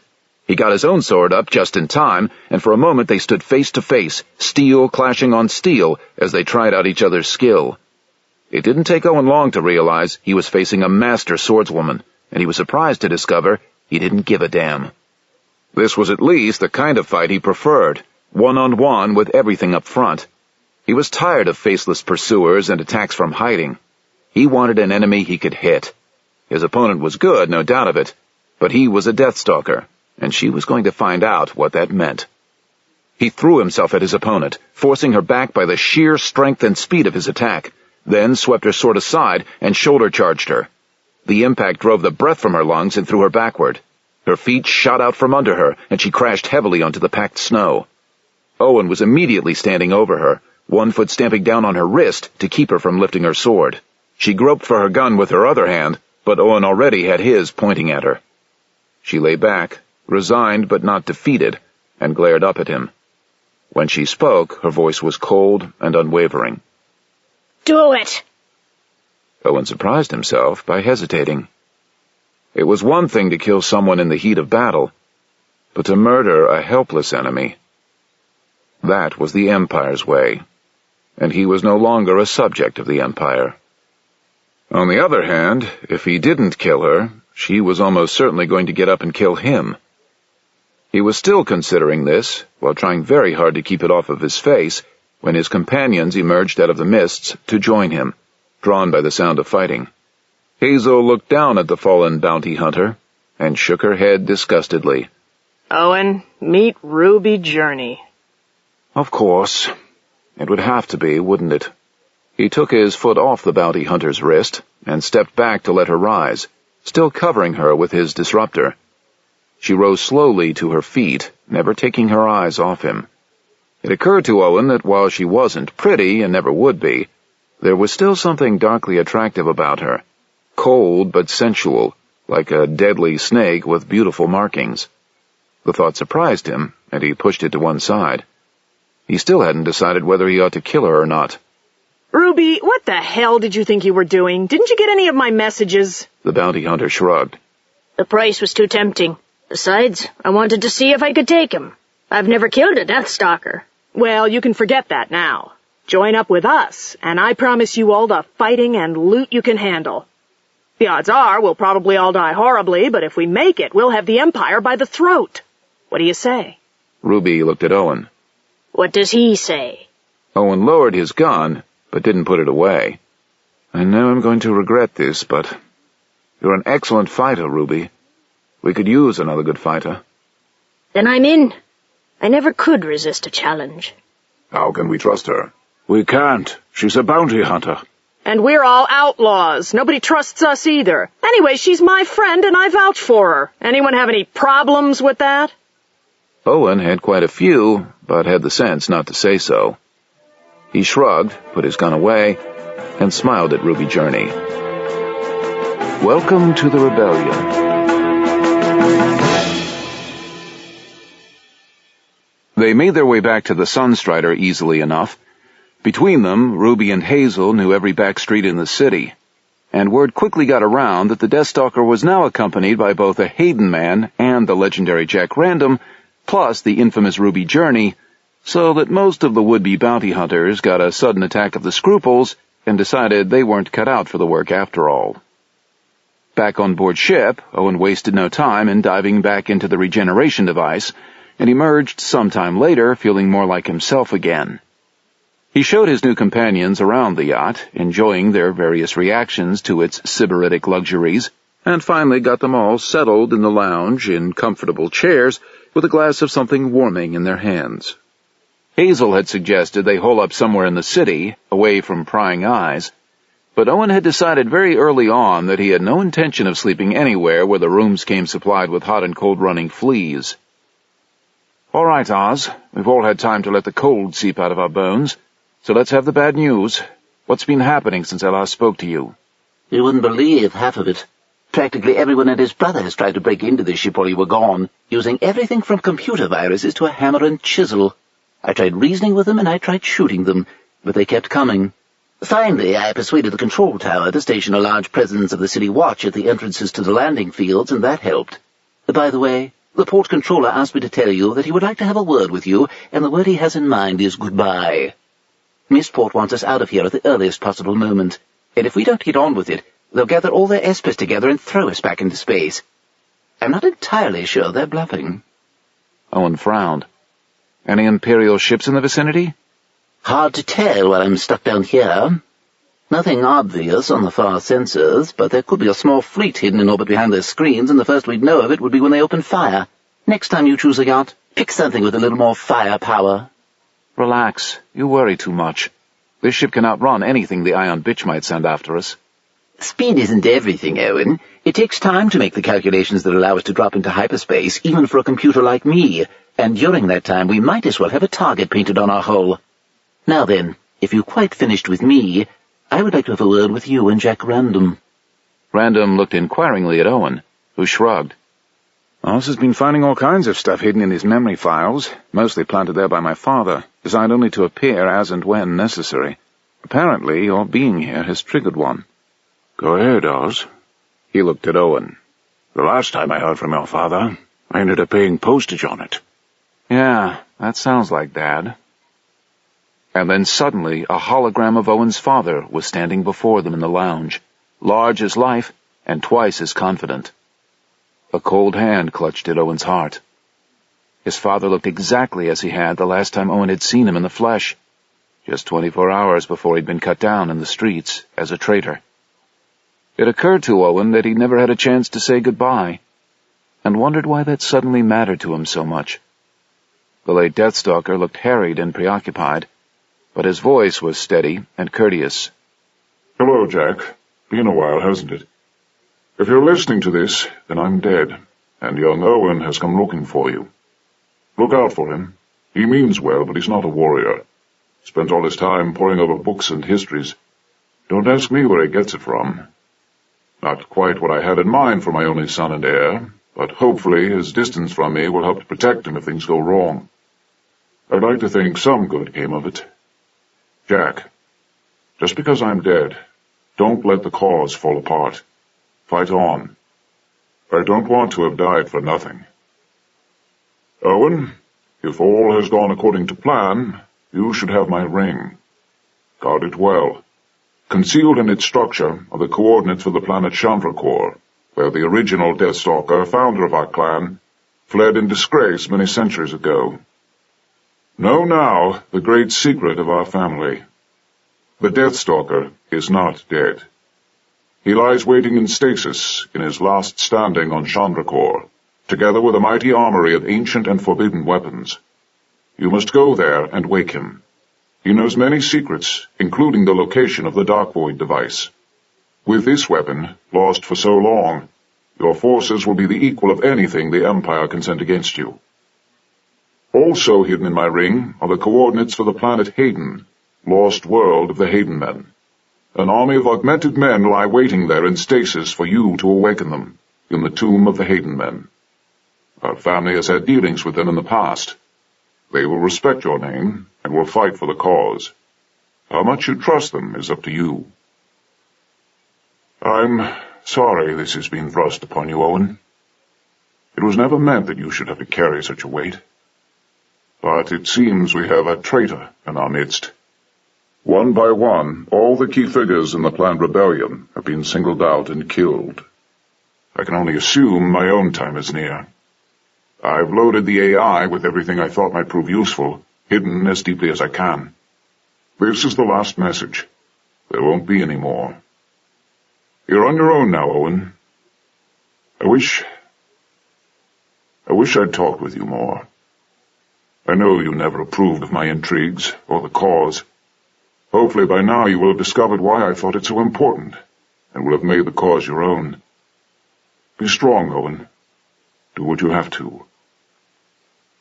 I wasn't really such a bad father, was I? I know I wasn't there as often as I might have been, but there was always so much work that needed doing. Never think I didn't love you. You can trust Jack Random. He's a good man. I keep thinking there's something else I should be saying, but I don't know what. Goodbye, Owen. Goodbye. The hologram snapped off, and Owen's father disappeared. And for a long moment there was only quiet in the lounge. Jack Random sighed heavily. Another old comrade gone. I never thought I'd outlive so many friends. Are you all right, Owen? Yes, I'm fine. He's still doing it. Still trying to run my life. Owen tried to be angry, but for once the anger wouldn't come. What really makes me mad is I have no choice but to follow his plans and to take up his precious cause, whether I believe in it or not, just to survive. He's still pulling the strings of my life even after he's dead. I always thought the original Deathstalker was dead. I mean, I saw his tomb on the Hollow once on Golgotha. Owen nodded distractedly. According to all the histories, he was hunted down and killed by the Shadow Men 943 years ago. He was officially pardoned, if not exonerated, some 400 years later. They even built a monument for him. I wonder whose body they put in the tomb. Well, at least now we have a choice of destination. Chandrakor to search for my ancestor, or Hayden to raise an army. Tobias Moon fixed Owen with his disquieting golden eyes. I have waited a long time to rejoin my people. Well, you'll have to wait a bit longer, said Random. If there's an army on Chandrakor, we need to check it out, especially if the Darkboard device is there. This is my ship. I'll decide where we're going. Then get on with it, said Ruby Journey, trimming her nails with a nasty-looking dagger. There are a lot of people looking for you, Deathstalker, and I don't think we should still be here when they arrive. She's got a point, said Hazel, and Owen nodded. We're going to Chandrakor.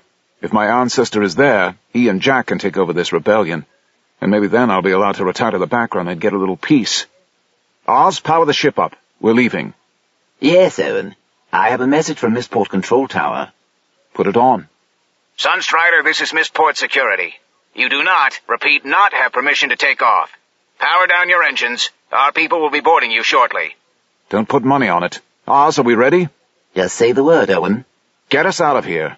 The AI shut off the Missport channel in mid-splutter, and the Sunstrider leapt up off the landing pad and into the sky. Several ships started after her, but they were no match for her speed. Sunstrider shot beyond the atmosphere and settled into orbit, ready to make its jump through hyperspace. And that was when things really went to hell. Owen, we have a problem. 2 Imperial Star Cruisers are heading right for us. They must have already been here in orbit waiting for us. They're opening fire. Shields up! I thought we left those bastards behind on Viramon. What the hell are they doing here? Hitting us with everything they've got. Shields are holding, but I don't know for how long. They were never designed to take this kind of punishment. 2 Star Cruisers? 2 bloody Star Cruisers? They must really want your aristocratic ass. Does heap of yours have any weapons? Nothing that'll stop a Star Cruiser. Oz, make the jump, now. I'm afraid that's not possible, Owen. I'm still working out the exact spatial coordinates. Jump too soon without everything correct to the last decimal place, and we could end up materializing inside a sun, or something equally unpleasant. Port shield just went down. Brace yourselves. The ship shook, and alarms shrilled as everyone staggered back and forth, and smoke billowed into the lounge.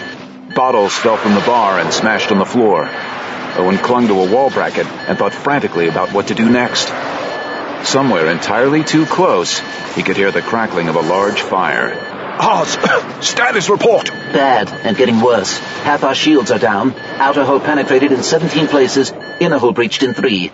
We're losing air fast. Can't we try and run? If you really want to annoy them, just hold on, Owen. We'll be gone in a few minutes. We don't have a few minutes. Go now. Make the jump. I really cannot recommend that, Owen. If we jump now, I cannot guarantee a safe arrival. Jump now. That's an order.